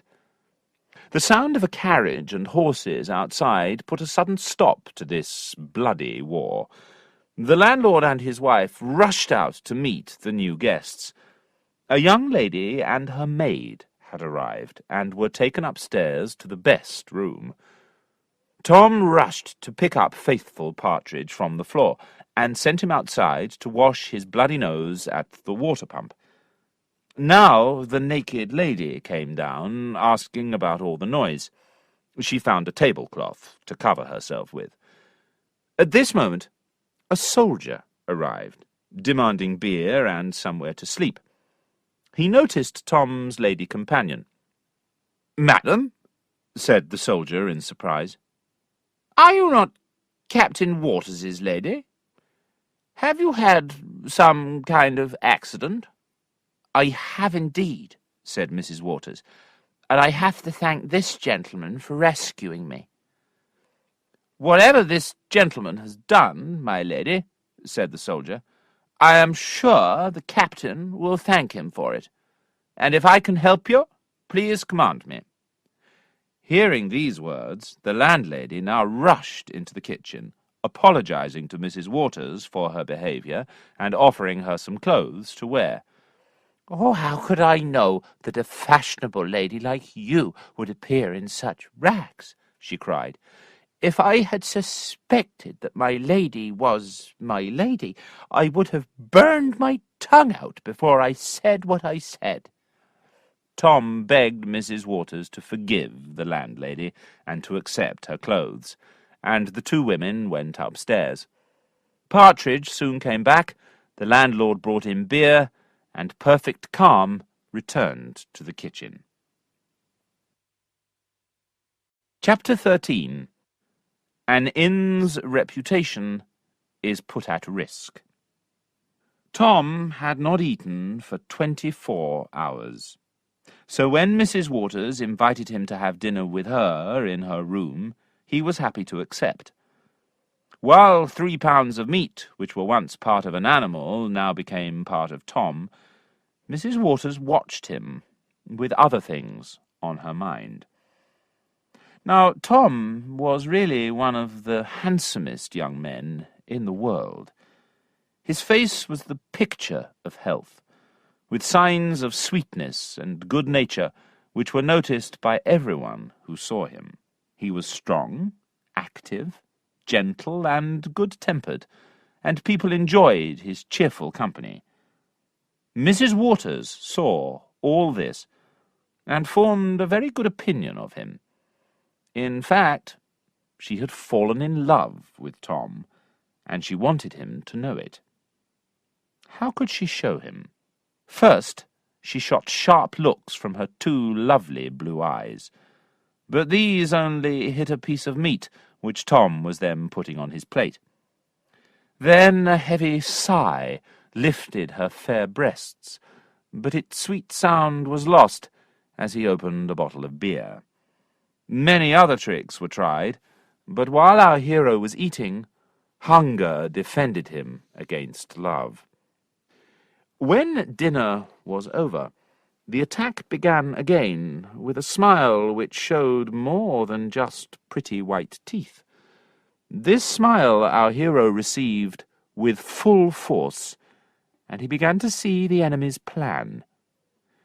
He defended himself weakly, trying to think about his fair Sophia, but his heart was soon captured by Mrs. Waters, and we will now politely leave the room.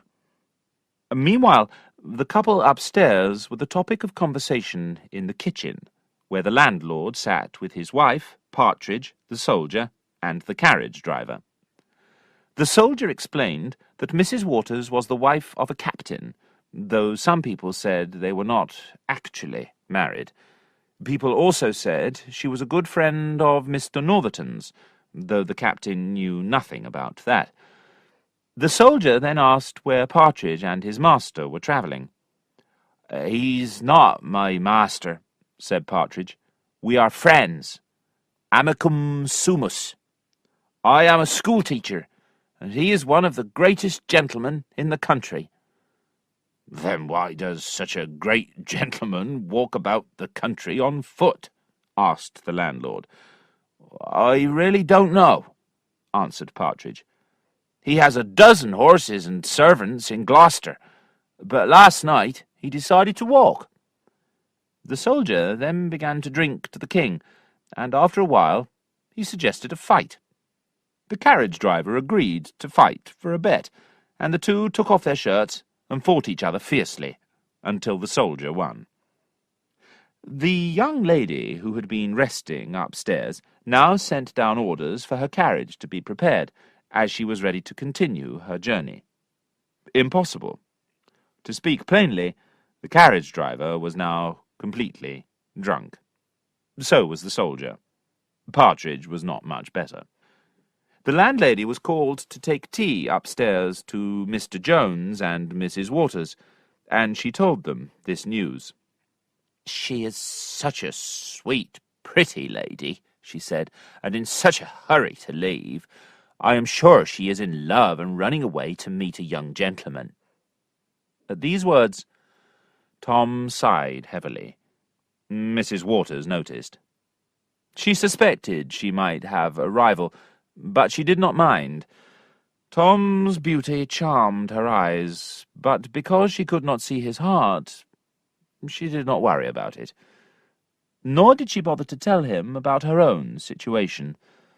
Though Tom was careful not to ask her questions which might embarrass her, the reader will surely want to know. So here are the real facts. This lady had lived for some years with Captain Waters, pretending to be his wife and using his name. I am sorry to say she was also very friendly with Mr. Northerton. It was a friendship that did her reputation no good. When Northerton threw the bottle which hit Tom's head, he thought it had killed him. He escaped punishment by running off into the night, and it was to Mrs. Waters that he ran. Captain Waters was away at that time, so Mrs. Waters agreed to help Northerton to get away to a seaport where he could escape abroad. She offered to walk with him to a place where he could get a horse, and she said she would give him some of her money. Northerton noticed that she had £90 in her purse and a diamond ring on her finger, and he made another plan. When they reached a lonely wood, he suddenly took off his belt, grabbed the poor woman, and tried to kill her. It was at this moment that our hero had arrived to rescue her. It was now midnight, and everyone was in bed except Susan, the kitchen maid, who was washing the kitchen floor. Suddenly, a gentleman on horseback arrived and rushed into the kitchen to ask if there was a lady in the inn. The late hour and his wild behaviour surprised Susan, but when the gentleman said he was looking for his wife, she immediately thought he was Mr. Waters. She accepted some money from the gentleman and took him upstairs to Mrs. Waters's room. In the polite world, a gentleman always knocks before he enters his wife's bedroom. This gentleman did knock, but in such a violent way that the door flew open and he fell into the room.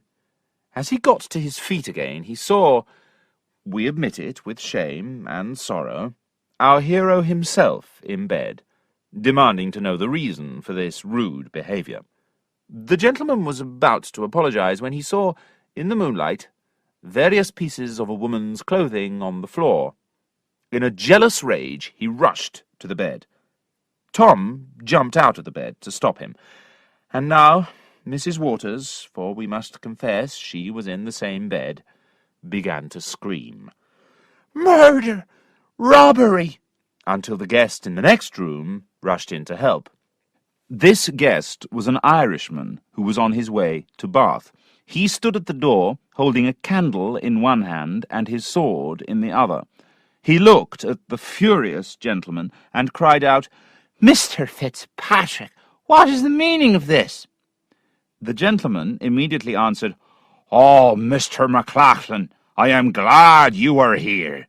This devil is in bed with my wife." "Your wife?"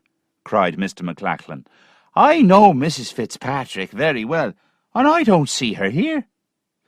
Fitzpatrick now looked more closely at the lady in the bed and saw his unfortunate mistake. He began to apologize.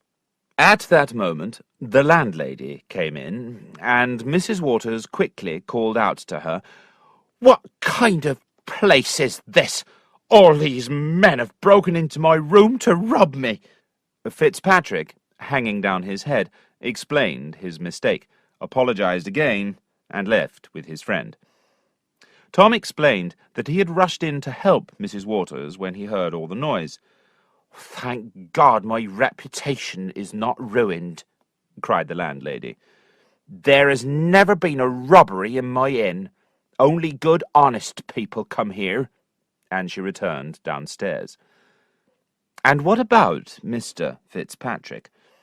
After he had disturbed the house in this unfortunate way, the reader will find it hard to believe he was a gentleman. Mr. Fitzpatrick was indeed born a gentleman, but without any money. Luckily, he had married a young woman with a fortune.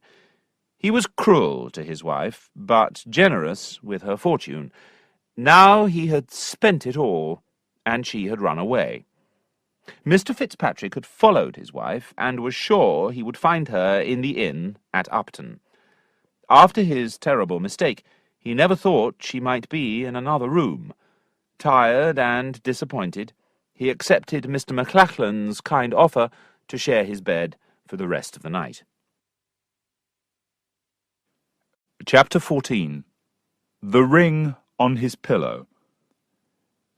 The landlady went downstairs to talk to Susan about the night's events, and Partridge, who was always looking for a chance to drink and talk, joined them in the kitchen. After a while, 2 new people arrived at the inn, 2 young women in riding clothes. One of them was so richly dressed that Partridge crept into a corner to admire her. The lady in the rich clothes asked if she could warm herself at the kitchen fire. She didn't want to eat, and said they could only stay an hour or 2 because they were in a hurry. The landlady sent Susan upstairs to light a fire in a bedroom where the lady could rest. When the lady was settled in the bedroom, her hungry maid came back downstairs to the kitchen and ordered a chicken. Now the chicken was still alive, and the maid was hungry. The landlady suggested other meat, but the maid was as delicate as a queen about her food. "Indeed," she said, "I believe this is the first time I have ever sat in a kitchen to eat. I am glad there are no poor people here. You, sir, look like a gentleman." Yes, yes, madam," cried Partridge. "I am a gentleman. I am here with the son of great Mr. Allworthy of Somerset." "I know Mr. Allworthy very well," said the maid, "and I know that he has no son alive." This confused Partridge a little, but he answered, "Well, madam, not everybody knows this, for Mr. Allworthy was never married to the mother, but Mr. Jones is certainly his son." "You surprise me, sir," cried the maid. "Mr. Jones is in this inn?" And she rushed upstairs. Sophia, for this was the richly dressed young lady, was resting with her lovely head on her hand when her maid entered the room, crying, "Madam, who do you think is here?" Sophia sat up and cried, "Not my father." "No, madam," said Honor, the maid. "It is Mr. Jones."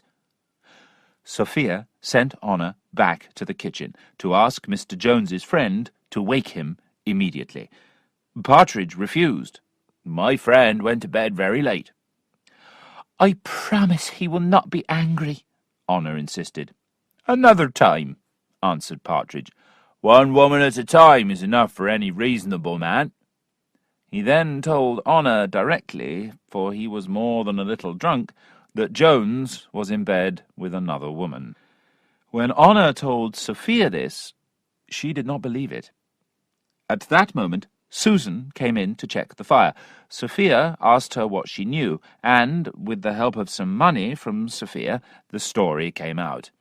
Then Susan said, "If you like, madam, I can creep into the young man's room and see if he is in his own bed." Sophia agreed, so she did this, and came back to say that Tom's bed was empty. Then Susan said that Mr. Jones had told everybody about Sophia. "He told us, madam, that you were dying of love for him, but he was going to the war to get rid of you.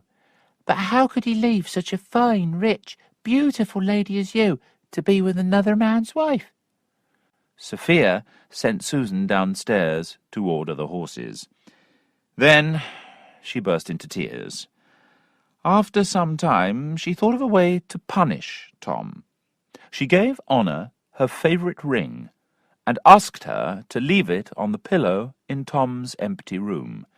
She then paid her bill, and rode away with her maid. It was now past 5 in the morning. During the night, the other young lady, deciding not to wait for her carriage driver, had left the inn on horseback with her maid. Other people were now waking up. Tom returned to his room to get dressed, and called Partridge.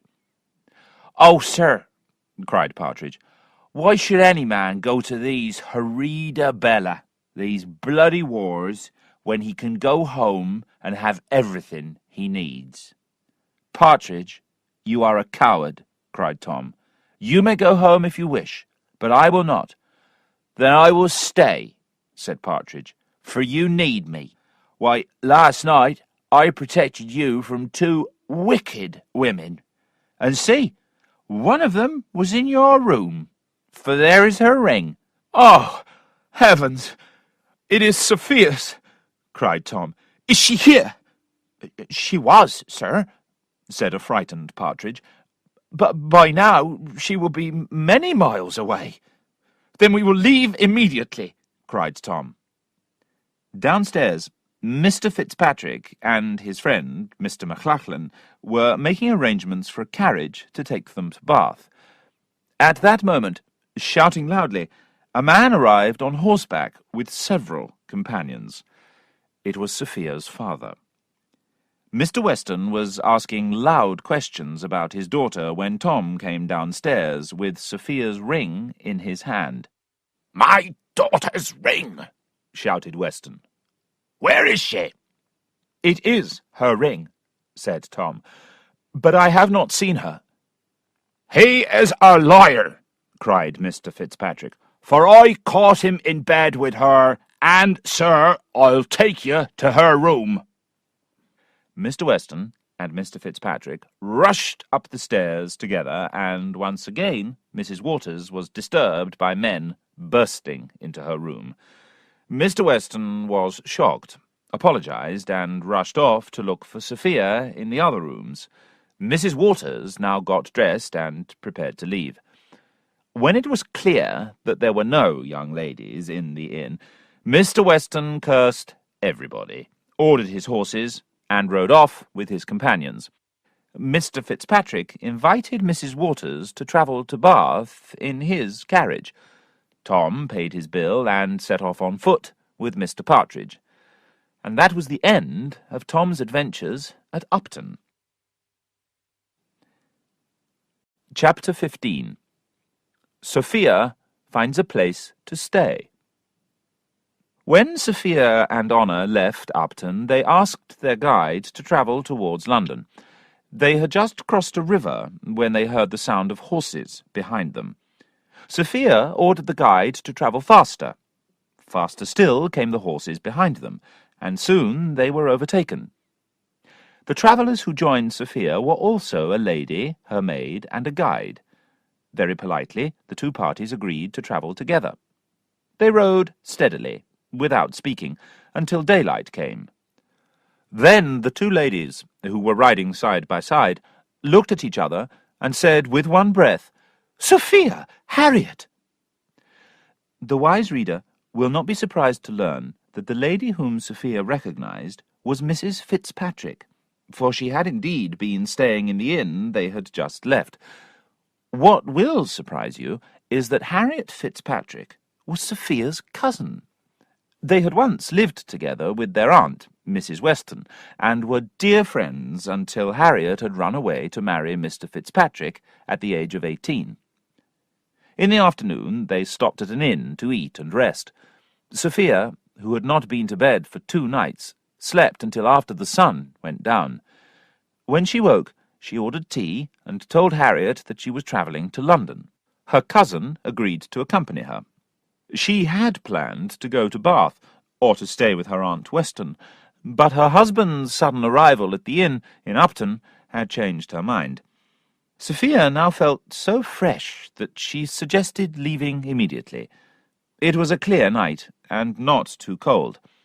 Harriet begged her to wait until morning, so the two cousins stayed the night in the inn and exchanged stories. Harriet's story was so tragic that when dinner came, Sophia could hardly eat. Harriet had suffered from cruelty, jealousy, and terrible unhappiness, but her appetite seemed excellent, and she stopped for a while to enjoy her meal. Then she finished her story. "Mr. Fitzpatrick wanted the last of my money.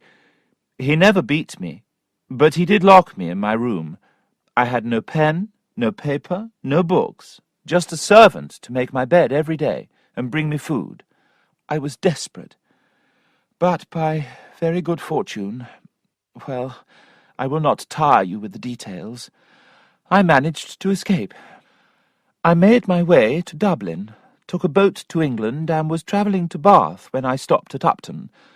My husband overtook me there last night, but though I heard him, he did not find me.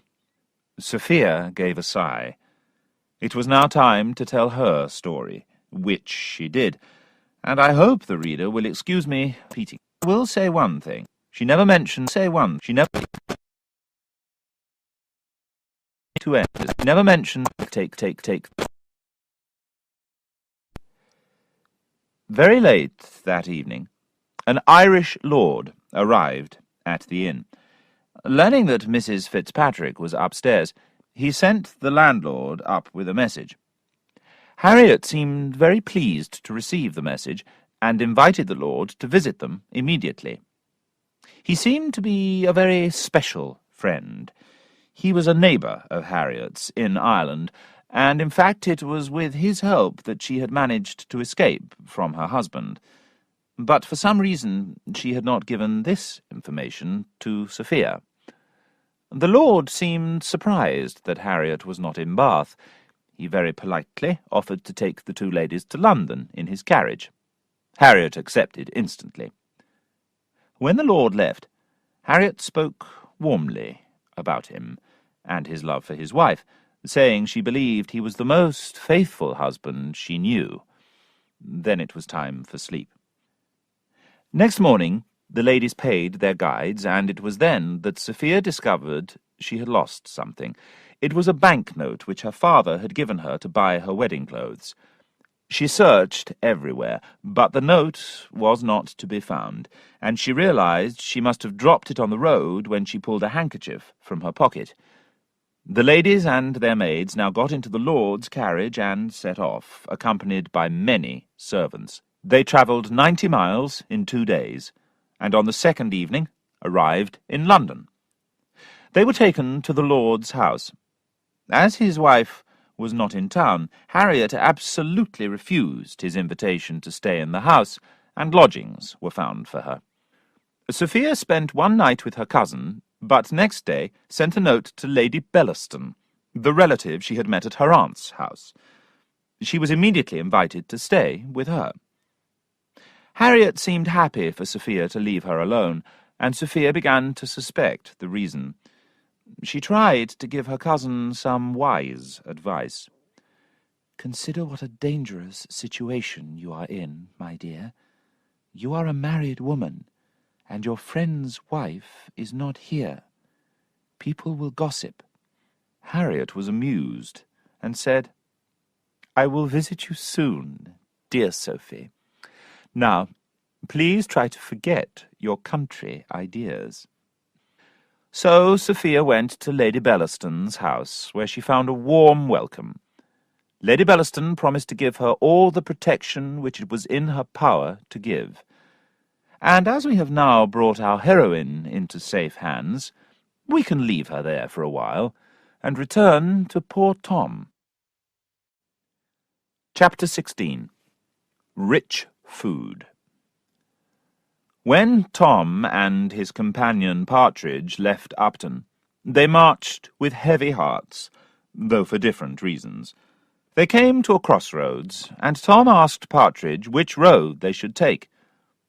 "If you take my advice," said Partridge, "you will turn around and return home." "I have no home to return to," cried Tom. "Even if my godfather would take me back, I could not bear to live there without Sophia. Now, since I cannot follow her, let us follow the army. I believe they went this way." And by chance Tom chose the road which Sophia had taken. They marched on for several miles, and arrived at another crossroads. Here a poor man in rags asked them for money. Partridge was very rude to him, but Tom gave him a coin. "Master," cried the man, after thanking him, "I have something interesting here, which I found about 2 miles away. As you are kind, I know you will not think I am a thief. Would you like to buy it?" He then passed a little gold notebook to Tom. He opened it, and, guess, reader, what he felt, saw on the first page the words, "Sophia Weston," written in her own fair hand. He kissed and kissed the page. While he was kissing the book, as if he had a delicious little cake in his mouth, a piece of paper fell from its pages to the ground. Partridge picked it up and gave it to Tom, who shouted that it was a banknote for £100. Partridge was delighted at this news, and so was the honest man, though it is fair to say that perhaps he was honest because he could not read. Tom immediately told him that he knew the owner of the notebook and would follow her and return it. He paid him £1 for the notebook and asked him to lead them to the place where he found it. They then walked together to the place where Sophia had unhappily dropped the notebook, and where the man had happily found it. Tom opened the notebook 100 times, kissed it as often, and talked to himself as he walked. When they arrived at the place, the poor man, who had been thinking about the banknote, now said to Tom, "Please, give me half the money I found." Tom refused. "I will give it to the right owner," he said. "But let me write your name in the notebook, and one day you may have a reward." Our travellers then left the man and moved on so fast that they had no breath for conversation. Tom thought about Sophia. Partridge thought about the banknote. And as they came into the next town, they met 3 horses, led by a boy whom Partridge recognized as the guide who came to Upton with Sophia. The boy told Tom that Sophia did not need the horses any more, as she had continued her journey in a carriage. Tom quickly offered to pay him to take them to London instead. The boy agreed, and now Tom and Partridge continued their journey on horseback. Reader, my pen will not describe the roads, the rivers, and the other beauties which passed by as our travellers rode towards London. But one cold, wet night, there was a conversation which I will repeat. "Sir," said Partridge, "we have had no dinner today, yet you look fresh and strong. Do you live on love?" "This dear notebook is my food," said Tom, "and very rich it is too." "Rich, yes," cried Partridge, "for it has enough in it to buy us 100 dinners." "Partridge," said Tom, "what are you suggesting?" "Oh, nothing dishonest," answered Partridge. "Where is the dishonesty in spending a little now, if you repay it later? As your own money is nearly finished, where can be the harm, if you need it? A great lady does not need it, especially if she is now with a lord." "Partridge," said Tom firmly, "finding and spending is the same as stealing, and stealing is a hanging matter. This note is the property of my own dear angel, and I will put it in no other hands but hers, even if I am starving." Chapter 17. Tom receives an invitation. When they arrived in London, Tom sent Partridge to find lodgings while he began his search for Sophia. He started looking for the house where the Irish lord lived. He walked through the streets until 11 that night, and began again early next morning. At last he found himself in the right street, and someone directed him to the lord's house. Tom was dressed in country clothes, and these showed signs of many days on the road, so when he knocked on the door, the servant who opened it was not very polite. He said there were no ladies in the house, and that the lord was busy. Fortunately, another servant was listening. He followed Tom into the street, and offered, for a sum of money, to show him where the 2 ladies were staying. It was very bad luck that Tom arrived at Harriet's door about 10 minutes after Sophia had left. The maid took a message upstairs, but Harriet sent back a message to say she was too busy to see Tom. He was sure that Sophia was in the house with her cousin, and probably angry about what had happened at Upton. He told the servant that he would call again in the evening, and spent all day in the street, watching the door, but nobody came out. In the evening he returned to Mrs. Fitzpatrick's house. This time she agreed to see him. Tom asked about Sophia, but Harriet told him nothing. She said that he could call again the following evening, then sent him away, as she was expecting another visitor. As nothing unusual happened during the next visit, which was from her friend, the Irish lord, we will pass quickly to the next morning. Harriet worried about her cousin's unexpected visitor, and decided to ask the advice of Sophia's relative, Lady Bellaston. She got up before the sun, and at this unfashionable hour she went to Lady Bellaston's house, hoping to see her while Sophia was still in bed. Lady Bellaston was very interested in Harriet's story. She especially liked her description of the young man, a very handsome fellow, and so charming. Lady Bellaston thought she should see the fellow before deciding what to do. She promised to visit Harriet that evening, and told her to make sure Mr. Jones was there. That winter's day was one of the shortest in the year, but to Tom it seemed one of the longest.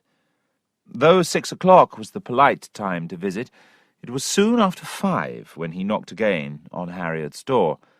She received him kindly, but still said she knew nothing about Sophia. After some time, Tom decided to explain that he had a large sum of money that he wanted to deliver to Sophia. He showed Harriet the notebook and told her what it contained, and how it was found. They were now interrupted by the arrival of an elegant lady, who was followed a little later by the Irish lord. Everyone bowed low to each other. Then a brilliant conversation began, which, though it was very fine, I shall not repeat. Tom watched this fashionable scene in polite silence, as nobody took any notice of him. At last, Harriet asked Tom to tell her where she might find him the next day, and he soon left the company. Now the elegant visitors took a great deal of notice of him, but nothing they said was very kind, so I shall not repeat that either. Lady Bellaston then left. The lord, for some reason or other, now made Harriet promise she would not see Mr. Jones again, and as nothing else passed between them of importance to us, we will return to our hero's affairs. The place where Tom had sent Partridge to find lodgings was a house in Bond Street, where Mr. Allworthy always stayed when he was in London. It was owned by Mrs. Miller, a good woman whose husband had died, leaving her with 2 young daughters and not very much else. Though Tom did not know this, Mr. Allworthy had given Mrs. Miller the house and a sum of money for furniture, so that she could earn money by renting rooms. Tom had a room on the 2nd floor, and Partridge one on the 4th. On the 1st floor was a pleasant young gentleman called Mr. Nightingale. When Tom arrived back that evening, Nightingale invited him to share a bottle of wine. Their friendly conversation was suddenly interrupted by a maid who brought in a packet which had been delivered by a stranger for Mr. Jones. Inside was a mask, a ticket for a party the next evening, and a message that said, "The Queen of Fairies sends you this. Be kind to her." "You are a lucky man," said Nightingale. "I am sure these were sent by a lady who wants to meet you at the party." Tom did feel lucky. If Mrs. Fitzpatrick had sent the packet, he might possibly see his Sophia at the party. He decided to go, and invited his new friend to go with him. The next evening, Nightingale invited Tom to eat with him in town before the party, but Tom excused himself. To tell the truth, he had not a penny in his pocket, and had to borrow some coins from Partridge. Partridge took the opportunity to advise Tom, once again, to go home. "How often must I tell you that I have no home to go to?" answered Tom. "When Mr. Allworthy gave me the envelope of money, I don't know how much it was, but I'm sure he was very generous. He said he never wanted to see me again." Partridge had never heard of this money before. He asked what had happened to it. Tom told him how he had left the envelope beside a stream in Somerset, and how he and Black George had gone back to look for it, but without success. Then a message came saying that Mr. Nightingale was back from dinner and was ready to leave for the party. Chapter 18. Sophia has a rival. When the two men arrived at the party, they walked about together for a while. Then Mr. Nightingale left Tom alone. As everyone was wearing masks, he looked for ladies with Sophia's shape and spoke to them, hoping they would answer with Sophia's voice, but none of them did. Suddenly, a masked woman tapped him on the shoulder and said, "Follow me." He followed her to the end of the room, where she sat down and said, in a soft voice, "Miss Weston is not here." "My good fairy queen," said Tom, "you have cleverly changed your voice. But I know you are Mrs. Fitzpatrick. Please tell me where I might find Sophia." The mask answered, "Do you think I would encourage my cousin in an affair which would end in her ruin? And did your fairy queen invite you here to speak about a rival?" Tom realized that for this lady to bring him to Sophia, he must please her. So he began to be more charming. The two walked and talked for some time. To Tom's surprise, the lady greeted everyone by name, even though they wore masks. "People of fashion," she explained, "know each other anywhere, and to them the masks are childish. You will see that they get bored quickly at this kind of party and leave early. I myself am bored, and I believe you are too. I will leave now, and I hope you will not follow me. Indeed, I won't know what to say if you do." From this, Tom realized that he should follow the lady, and he walked behind her carriage all the way to a house where the door opened to admit her and her follower. Once inside, Tom begged her to take off her mask, and when at last she did, he discovered not Mrs. Fitzpatrick, but Lady Bellaston. After that, they had a very ordinary conversation, which, as it lasted from 2 until 6 o'clock in the morning, I shall not bore you with. The lady then promised to look for Sophia, and they agreed to meet again in the evening. Tom returned to his lodgings. After a few hours' sleep, he called Partridge and showed him a banknote of £50, saying he could now repay his debt. Though Partridge was glad, he was also suspicious. As Tom was out all night, Partridge imagined his desperate master must have robbed someone. The reader must imagine the same, unless he suspects the generosity of Lady Bellaston. In fact, the money was from the lady. Though she did not give much to hospitals and churches, she did think that young men without a penny in their pockets needed her help. That evening, Mrs. Miller came home from a visit to her cousin. The cousin was expecting a baby. Her husband was out of work, her children were starving, and the youngest was very sick. When he heard this sad story, Tom took Mrs. Miller to one side and gave her his purse, asking her to spend as much as she needed to help these poor people. Mrs. Miller was amazed, cried, took £10, and said, "I already know one kind man in the world. Now I know another." Mrs. Miller then told Tom what Mr. Allworthy had done for her when her husband died. That evening, Tom met Lady Bellaston again. They had another long conversation, but as it was just as ordinary as the one the previous evening, I shall not give details. Tom grew more and more impatient to see Sophia, but if he mentioned her to Lady Bellaston, she became angry. He was in a very uncomfortable situation, As Lady Bellaston had grown violently fond of him, he was now one of the best-dressed men about town. He believed her when she said that Sophia was deliberately hiding from him, and he could not forget that if ever they did come together, her father would never forgive her. But even if he did not love Sophia, Tom could never love Lady Bellaston, as her generosity deserved. She was in the autumn of life, and though she still had roses in her cheeks, it was art, and not nature, that put them there. The next afternoon, while he was trying to decide what to do, a message came from Lady Bellaston. The friend's house where she had been meeting Tom was not available, and they would have to meet at her own house at 7 exactly. Tom arrived at the house a little earlier than 7, and Lady Bellaston had not yet returned from dinner.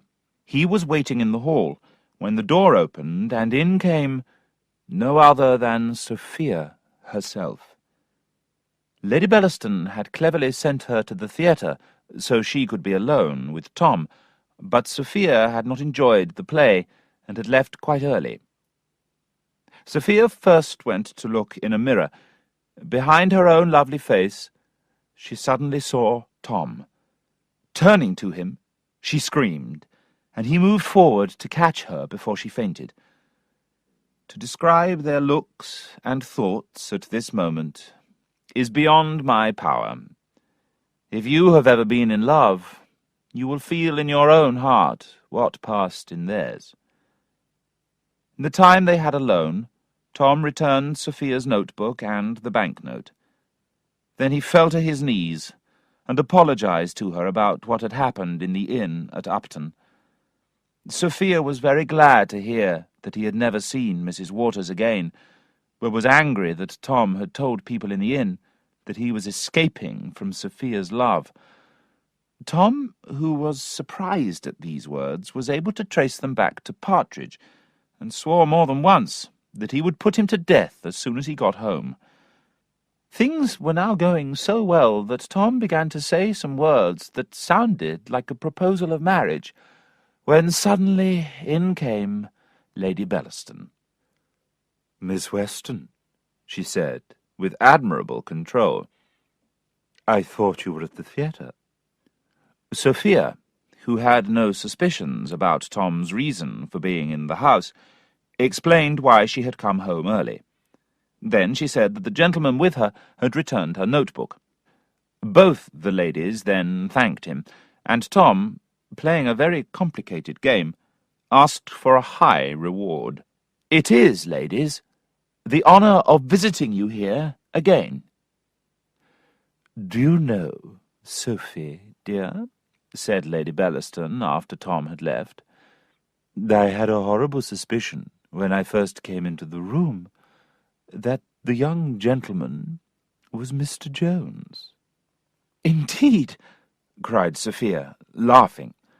"Oh, Sophie, Sophie," cried the lady, "I can see by your colour that you still have Mr. Jones in your thoughts." "On my honour, madam," said Sophia, "Mr. Jones is as unimportant to me as the gentleman who just left us." "Then I promise I will not mention his name again," said Lady Bellaston, and the two ladies went to bed, each feeling rather clever. Sophia lay awake all night, but Lady Bellaston did not. She was enjoying her secret meetings with Tom, and next day she saw a way to remove her young rival from the scene. Chapter 19. Tom proposes marriage. Sophia had another admirer, an English lord, who had met her more than once at Lady Bellaston's. He had noticed her at the theatre, and was disappointed when she left early. Next morning he called to say he hoped she was not unwell. He stayed for 2 hours, and in that time he fell in love. Lady Bellaston was pleased to see her noble friend paying so much attention to Sophia. She took him to one side and said, Lord Fellamar, are you in love with my young cousin from the country?" "I believe I am, madam," said Lord Fellamar.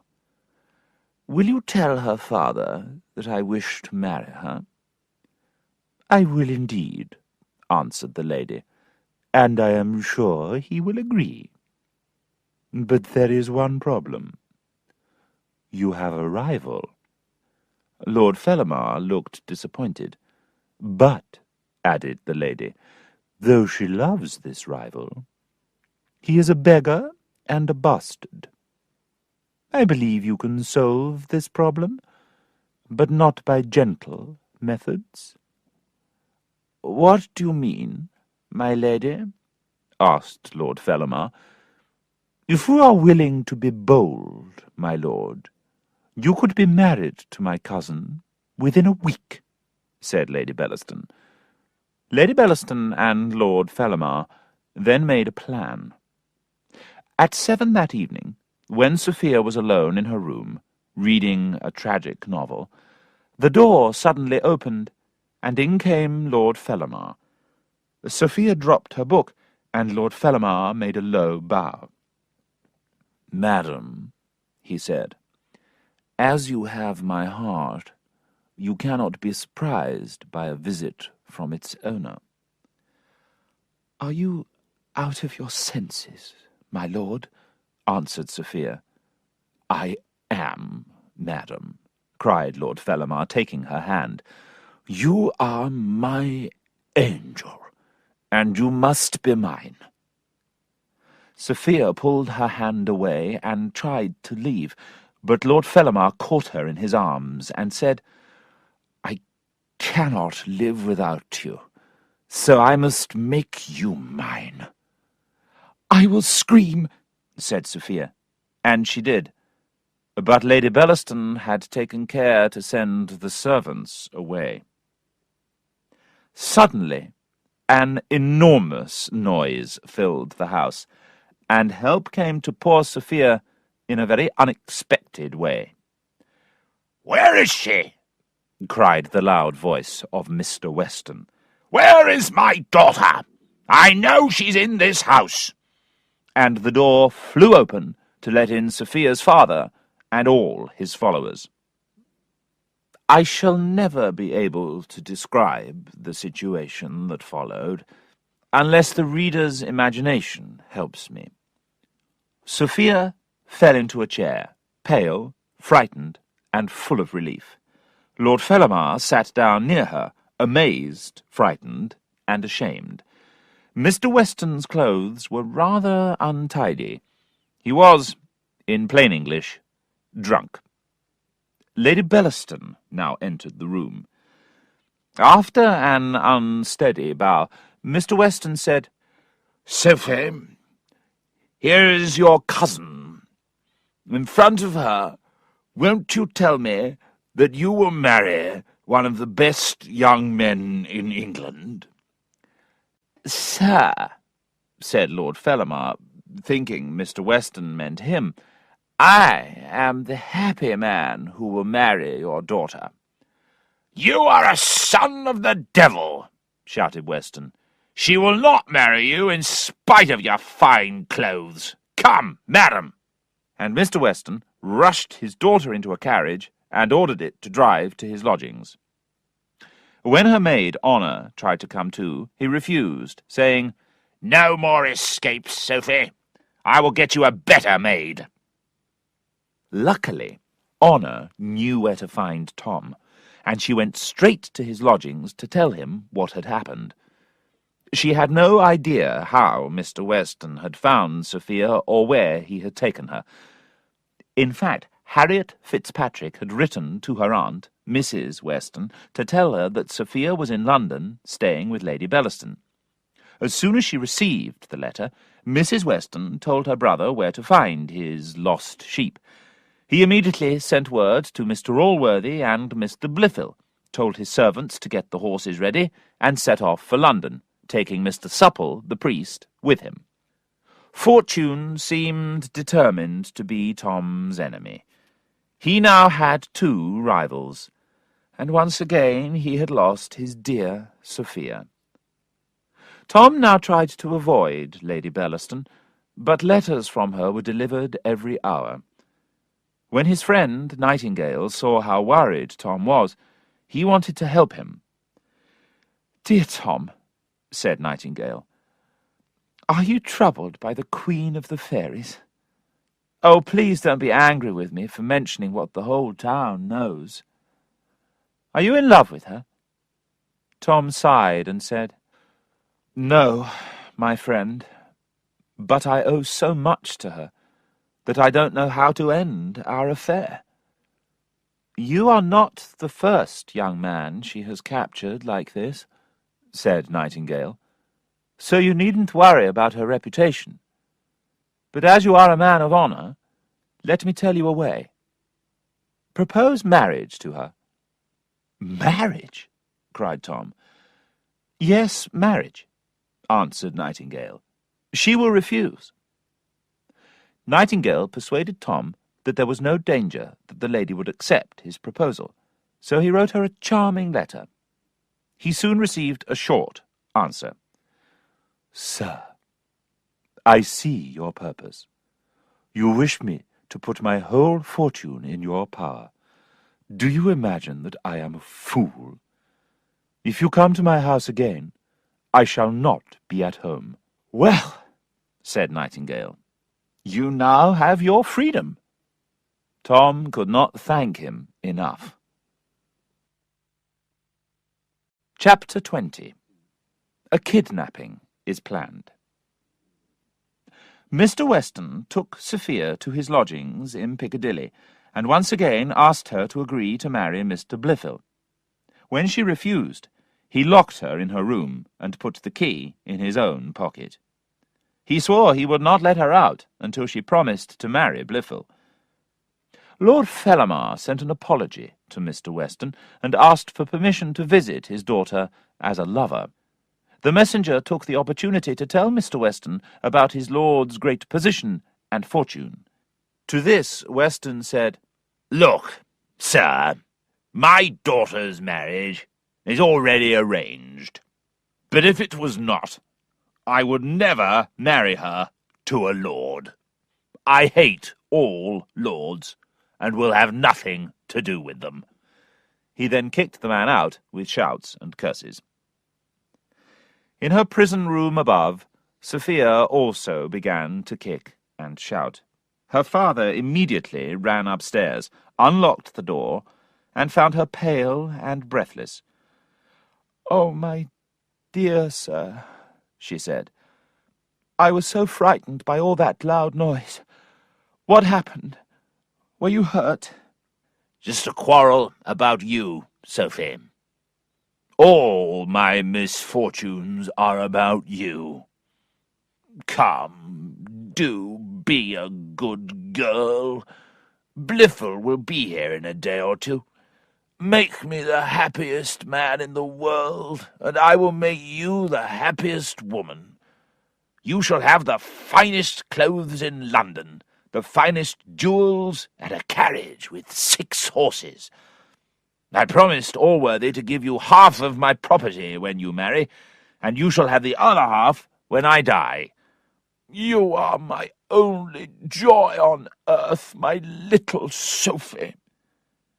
Mr. Weston had tears in his eyes, and so did Sophia.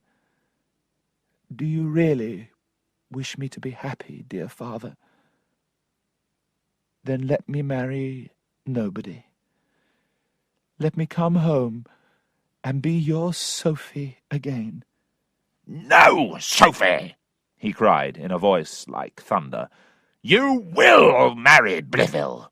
You will have him, even if you hang yourself the next morning." And he marched out of the room, leaving his poor, terrified daughter in a flood of tears. Mr. Weston had brought several servants to town with him, and among them was his favourite, the gamekeeper, Black George. Meals were taken regularly to Sophia's room, but she ate very little, So when Black George asked his master if he could tempt her with a little cooked chicken, Mr. Weston agreed. They went upstairs together. Mr. Weston unlocked the door, and Black George carried in her dinner. He told Sophia that the chicken was full of eggs, and left it on her table. Sophia was very fond of eggs, so when she was alone again, she opened the chicken. It was full of eggs. There was also a letter, which had not been put there by nature, but as the result of a lucky meeting in the street between Partridge and Black George that morning. Sophia immediately tore open the letter and read it. It told her that her Tom loved her, that his arms were ready to receive her if she wanted to escape, but that if she decided to make peace with her father by forgetting her lover, he would understand. Now a new noise came from downstairs. Mr. Weston was arguing loudly with his sister, who had just arrived. "How can you lock up your daughter?" cried Mrs. Weston. "Have I not often told you that women in a free country cannot be treated like this?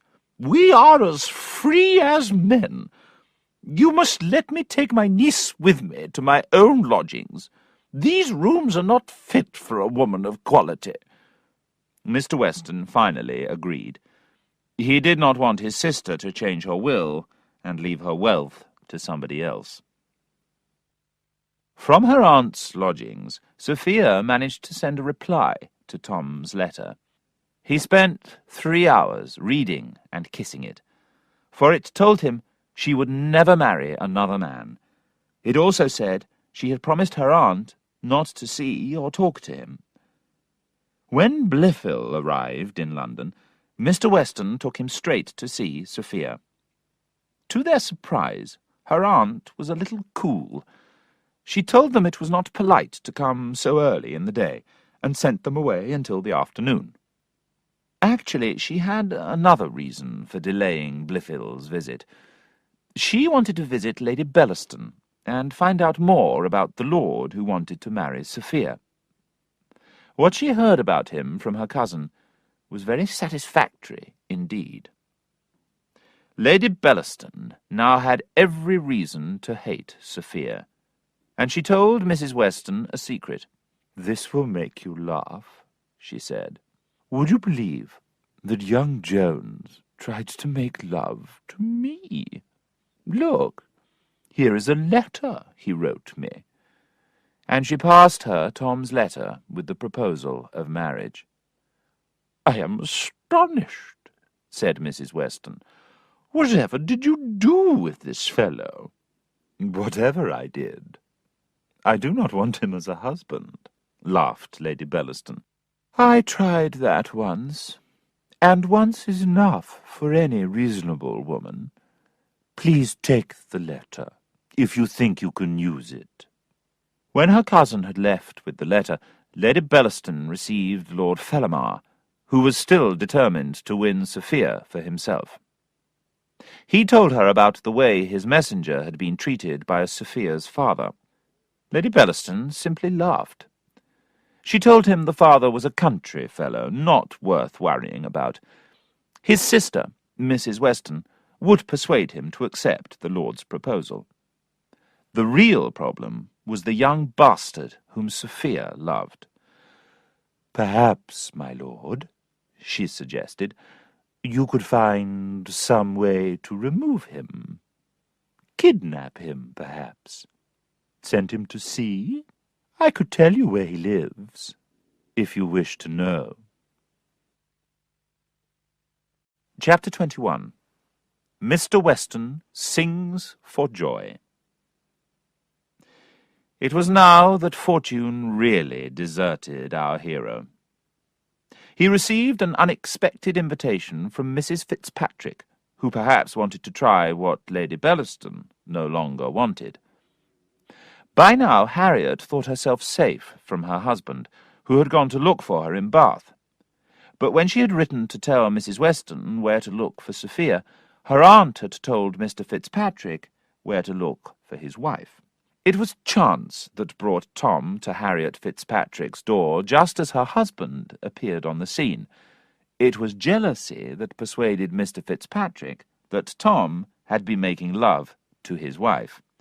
And it was temper that made him strike Tom on the head and pull out his sword. Tom was amazed, pulled out his own sword, and drove half of it into the gentleman's body. Now, it was Fitzpatrick's turn to look amazed. "I am a dead man," he cried. A gang of rough men rushed up to get hold of Tom. These were Lord Felamar's men, who had been following Tom, waiting for a chance to kidnap him. "Well, Jack," laughed one of them, "he's not going to see now. He's going somewhere worse when that man dies." Similar jokes were made about Tom until a doctor came to look at Fitzpatrick, and the police arrived to arrest Tom. The doctor said he believed Fitzpatrick would die, so Tom was taken to a prison. Partridge found him there next morning. He brought the news that Fitzpatrick was dead, and a letter from Sophia, which Black George had passed to him. It said, "My aunt has just shown me a letter which you wrote to Lady Bellaston. I never want to hear your name again. S.W." Fortune now threatens to see our hero hanged in public, and if our reader enjoys such scenes, I think he should book a seat in the first row now. This I faithfully promise. If he does not find some natural means to escape a sad end, I will not help him with unnatural means. You can trust me not to bring in gods, or spirits, or fairies. We must now return to Mrs. Miller's house, where Mr. Allworthy had arrived with his nephew, Blifil. Mrs. Miller wanted to change Mr. Allworthy's view of Tom, his adopted son. She told him how Tom had given money to her cousin. "He always speaks lovingly of you, sir," she said. "You surprise me, madam," said Mr. Allworthy. "You have not seen the side of him which shocks my nephew and myself." "I see only that he has enemies," said Mrs. Miller. "But what they say of him cannot be true." At this moment, Blifil came in from the street with an excited look on his face. "What do you think, sir?" he cried. "I'm sorry to be the one to bring such bad news. Mr. Jones, to whom you were so very good, has killed a man." Allworthy looked shocked. He turned to Mrs. Miller and cried, "Well, madam, what do you say now?" "I say, sir, that if it is true, the man he killed must be at fault. I never saw a man so kind and so sweet-tempered as Mr. Jones. He was loved by every one in this house, and every one who came near it." They were interrupted by a loud knocking at the door. It was Mr. Weston. "Neighbour," he cried, as he entered the room, "all this time we have been afraid of a young bastard, and now there is the devil of a lord, who may be a bastard too, for all I care, but he will never have my daughter." It took some time for Mr. Allworthy to find out what Mr. Weston meant. Lady Bellaston and Mrs. Weston had been trying to persuade him not to refuse Lord Felamar's offer. When Mr. Allworthy understood the situation, he instantly told Mr. Weston that Sophia should never be forced to marry Blifil against her will. If she chose to marry the lord, he wished her every happiness in this noble marriage. "She will marry Blifil," said Mr. Weston, "for 3 reasons. First, is she not my child? Second, do I not govern my own child? And third, am I asking her to do anything for me? No, it is to make her happy." Blifil now spoke. "Mr. Weston is very kind to prefer me to Lord Felamar," he said. "While I would never wish to win his daughter by violence, perhaps her heart will be free when she hears that Mr. Jones is in prison for murder." What's that? Cried Weston. Murder? Is he a murderer? And is there any chance of seeing him hanged? I have never heard better news in my life. Tol de rol, tol lol de rol. And he sang and danced about the room. Several true friends now came to visit Tom in prison. First, the faithful Partridge came to tell him that Mr. Fitzpatrick was still alive. Then Nightingale came, with Mrs. Miller. "Even if the fellow dies," he said, "you will not hang. It was an accident, because he attacked you first." "Yes, he did," sighed Tom, "but I do not want to be responsible for another man's death. And there is something else that makes me miserable." "Come, come, Mr. Jones," said Mrs. Miller, who had heard from Partridge about Sophia's letter to Tom. "Things will be better soon. Mr. Blifil has no chance with the lady." Tom asked the good woman to take a letter to Sophia, which she did. And there were tears on Sophia's pillow that night. Chapter 22. The Truth Comes Out. Before we return to Tom, we will take one more look at Sophia. Her aunt could not understand why she did not want to bring honour on her family by marrying Lord Fellamar. "Don't you want a noble name?" she asked. Sophia did not. "He behaved so rudely," she explained. "I'm almost ashamed to tell you. He caught me in his arms, pulled me down, put his hand into my dress, and kissed my breast with such violence that I have a mark there still." "Indeed?" said Mrs. Weston. "Yes, indeed, madam," said Sophia. "Luckily my father came in at that moment." "I am astonished," cried her aunt. "It is an insult. I have had lovers, many lovers, but no man kissed more of me than my cheek. Oh, I was cruel. I refused them all." "Then, dear aunt, will you not let me refuse this one?" Mrs. Weston did agree that Sophia might be a little cool to Lord Fellamar, and Sophia hoped she could now persuade him that it was useless to pursue her. But an unfortunate accident happened, which made her aunt furious again. Sophia's maid saw Tom's letter and told Mrs. Weston. "Miss Weston," her aunt cried, "I hear you have received a letter from a murderer. I am disgusted. I shall return you to your father tomorrow morning." The next time Nightingale visited Tom in prison, he had some bad news. "I have heard," he said, "that the gang of men who saw you fight with Mr. Fitzpatrick are ready to tell the judge that you hit him first." "Then they lie," exclaimed Tom. "Why would they do that?" Mrs. Miller then arrived to say she had delivered Tom's letter, but when she returned for a reply, Sophia had gone. Tom said he now had no interest in life, and was ready to meet God. After his death, his name might be cleared. A guard then brought in a message from a lady who wished to see Tom. His friends left, and the lady was sent in. Tom was astonished to see that it was Mrs. Waters. The reader will remember that Mrs. Waters left the inn at Upton in a carriage with Mr. Fitzpatrick and his friend, and travelled to Bath in their company.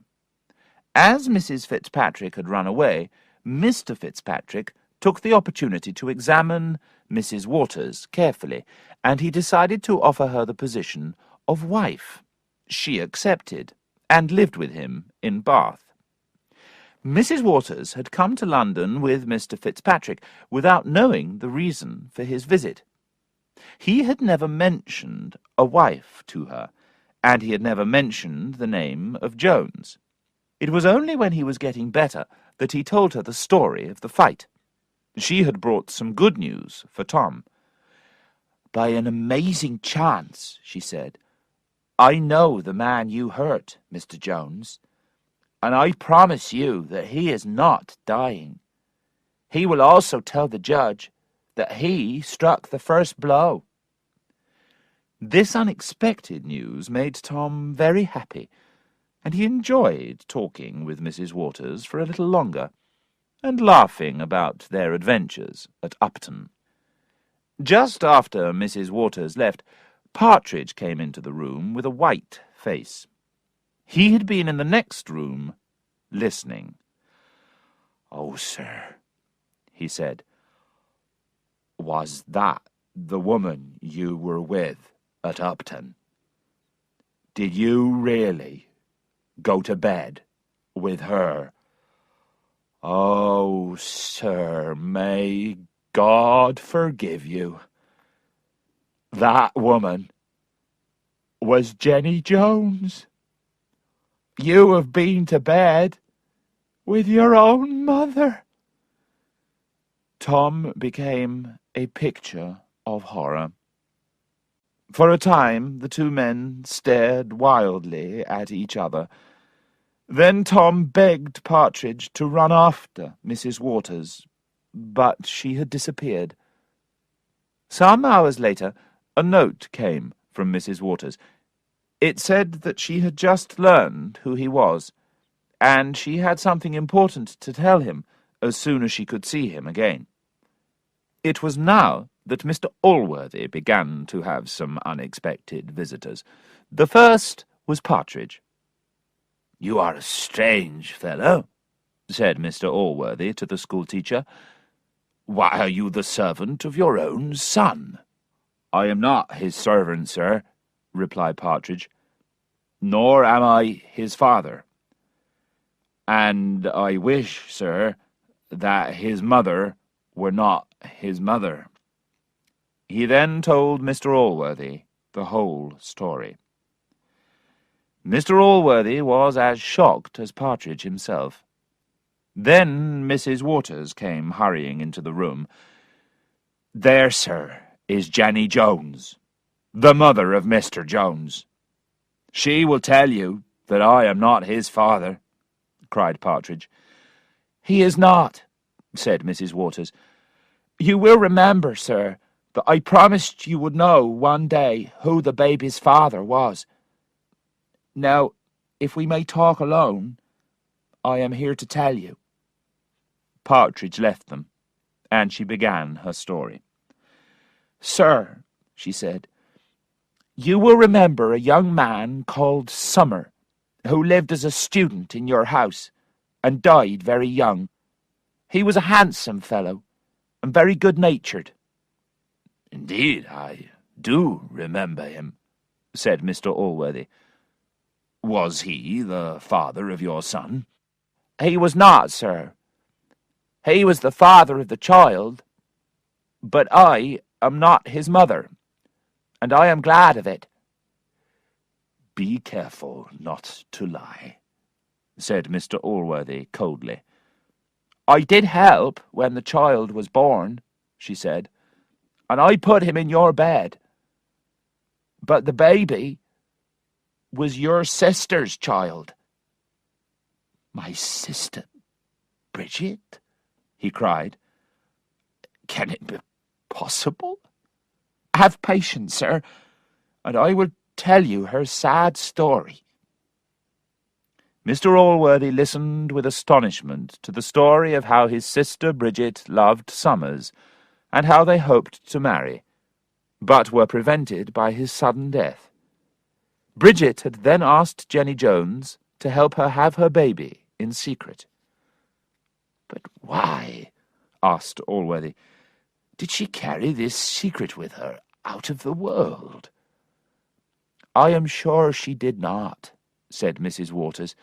She knew you loved her son, and always said she would tell you." "I must speak to her lawyer," said Mr. Allworthy. Now that busy fellow, Mr. Dowling, whose work took him up and down the country, was in London, helping Mr. Blifil with some business. Mr. Allworthy sent for him at once. When she saw him, Mrs. Waters looked surprised, but she said nothing. "Mr. Dowling," said Mr. Allworthy, "I have just found out that Mr. Jones is my own nephew." "Indeed, sir, I know," said Mr. Dowling. "Then why did you never mention it?" "Well, sir, as you did not mention it, I thought you wished to hide it from the world." "I did not know," cried Mr. Allworthy. "How could I?" "By reading the letter that I brought from your sister the night she died. The letter that I gave to Mr. Blifil." "Heavens," said Mr. Allworthy, "I never saw that letter." Mrs. Waters now spoke. "I am surprised, sir, that if this gentleman knew that Mr. Jones was your nephew, he would want to see him hanged. Did you know, sir, that he visited Mr. Fitzpatrick and offered him money to swear that Mr. Jones had struck him first?" "I did not," said Mr. Allworthy. "Is this true?" "It is true, sir," said Mr. Dowling. "Mr. Blifil sent me to offer a bribe to Mr. Fitzpatrick, and another to the men who saw the fight." "I am astonished," said Mr. Allworthy. "Send for Blifil, and tell him to bring the letter which his mother wrote me on her deathbed. I will see him when I return." Chapter 23. The story reaches its conclusion. Mr. Allworthy now went to Mr. Weston's and asked to see Sophia. After some moments of silence, he began to speak. "I am afraid, Miss Weston, that my family has made you most unhappy, and I believe I must blame myself. When your father and I agreed to your marriage to Mr. Blifil, I did not know as much about him as I do now. I wish to release you from the arrangement." Sophia was more grateful than she could say. "I have another proposal," he continued. "I have a young relation of very good character, and I will give him the fortune I planned to give to Mr. Blifil. Would you allow my relation to visit you?" Sophia, after a minute's silence, answered, "I have decided to listen to no such proposals at present, sir, but to return to Somerset to take care of my father." "Then, Miss Weston," replied Mr. Allworthy, "my relation must continue to suffer disappointment." Sophia smiled. "Can he suffer if he does not know me?" "Indeed he knows you," said Mr. Allworthy, "for he is my own nephew, Mr. Jones." "Can it be possible?" cried Sophia. "Indeed, madam. He is my own sister's son. Oh, Miss Weston, I have treated him cruelly. I shall never be able to reward him for his sufferings without your help. Will you not see him? I know he has faults, but I believe he has those good qualities which will make him a good husband." At this point, Mr. Weston joined them. "See here," he cried. "I have a letter from my cousin, Lady Bellaston. She says that murderer, Jones, has got out of prison, and I should lock up my daughter again. Neighbour, you don't know what trouble daughters are. Mr. Weston, said Mr. Allworthy, I shall return now to see Mr. Jones at my lodgings, and invite you to follow. It is impossible to imagine a more tender or moving scene than the meeting between uncle and nephew. It is beyond my power to describe the joy that was felt on both sides. After Mr. Allworthy had lifted Tom from his feet, where he had thrown himself, he held him in his arms and cried, "Oh, my child, how I have been to blame for my unkind suspicions, and the sufferings they have caused you." "I have not been punished more than I deserve," said Tom. Mr. Allworthy then told Tom all he knew about Blifil, and promised to give him all that he needed to make him happy.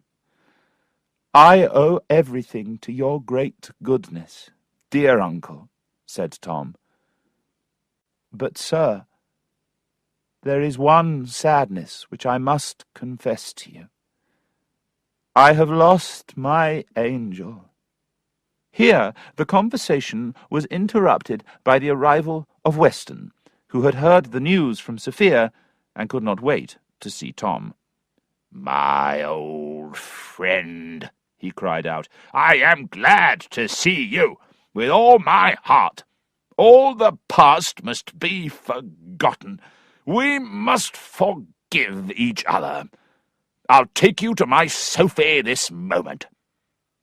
As Tom dressed for his visit to Sophia, Partridge was so full of joy that he made a dozen mistakes. "I always told you, sir," he laughed, "that one day you would have it in your power to make my fortune." Tom happily agreed. And now Tom went to Mr. Weston's with his uncle. He was indeed a very fine sight. Sophia had also dressed carefully, and looked so extremely beautiful that Allworthy whispered to Weston that she was the finest sight in the world. They all had tea, and then the lovers were left alone. It was strange that two people who had so much to say to each other when there was danger, and who so wanted to rush into each other's arms when there were barriers, were now quiet and still. They were now safe and free to say or do what they pleased, but they sat in perfect silence. At last Tom said, "Oh, my Sophia, you know all about me now. Can I ever hope for forgiveness?" "You must forgive yourself, Mr. Jones," she replied. "Then will you believe that my wicked ways are behind me now?" he begged. "I will never marry a man whose word I cannot trust," she answered. "Could you be faithful, after what I know?" Tom took her hand and pulled her to the mirror. "Look there, my charming angel," he cried. "Look at that lovely face, that shape, those eyes, and that mind that shines through those eyes. There is my proof. For what man who has these could be unfaithful?"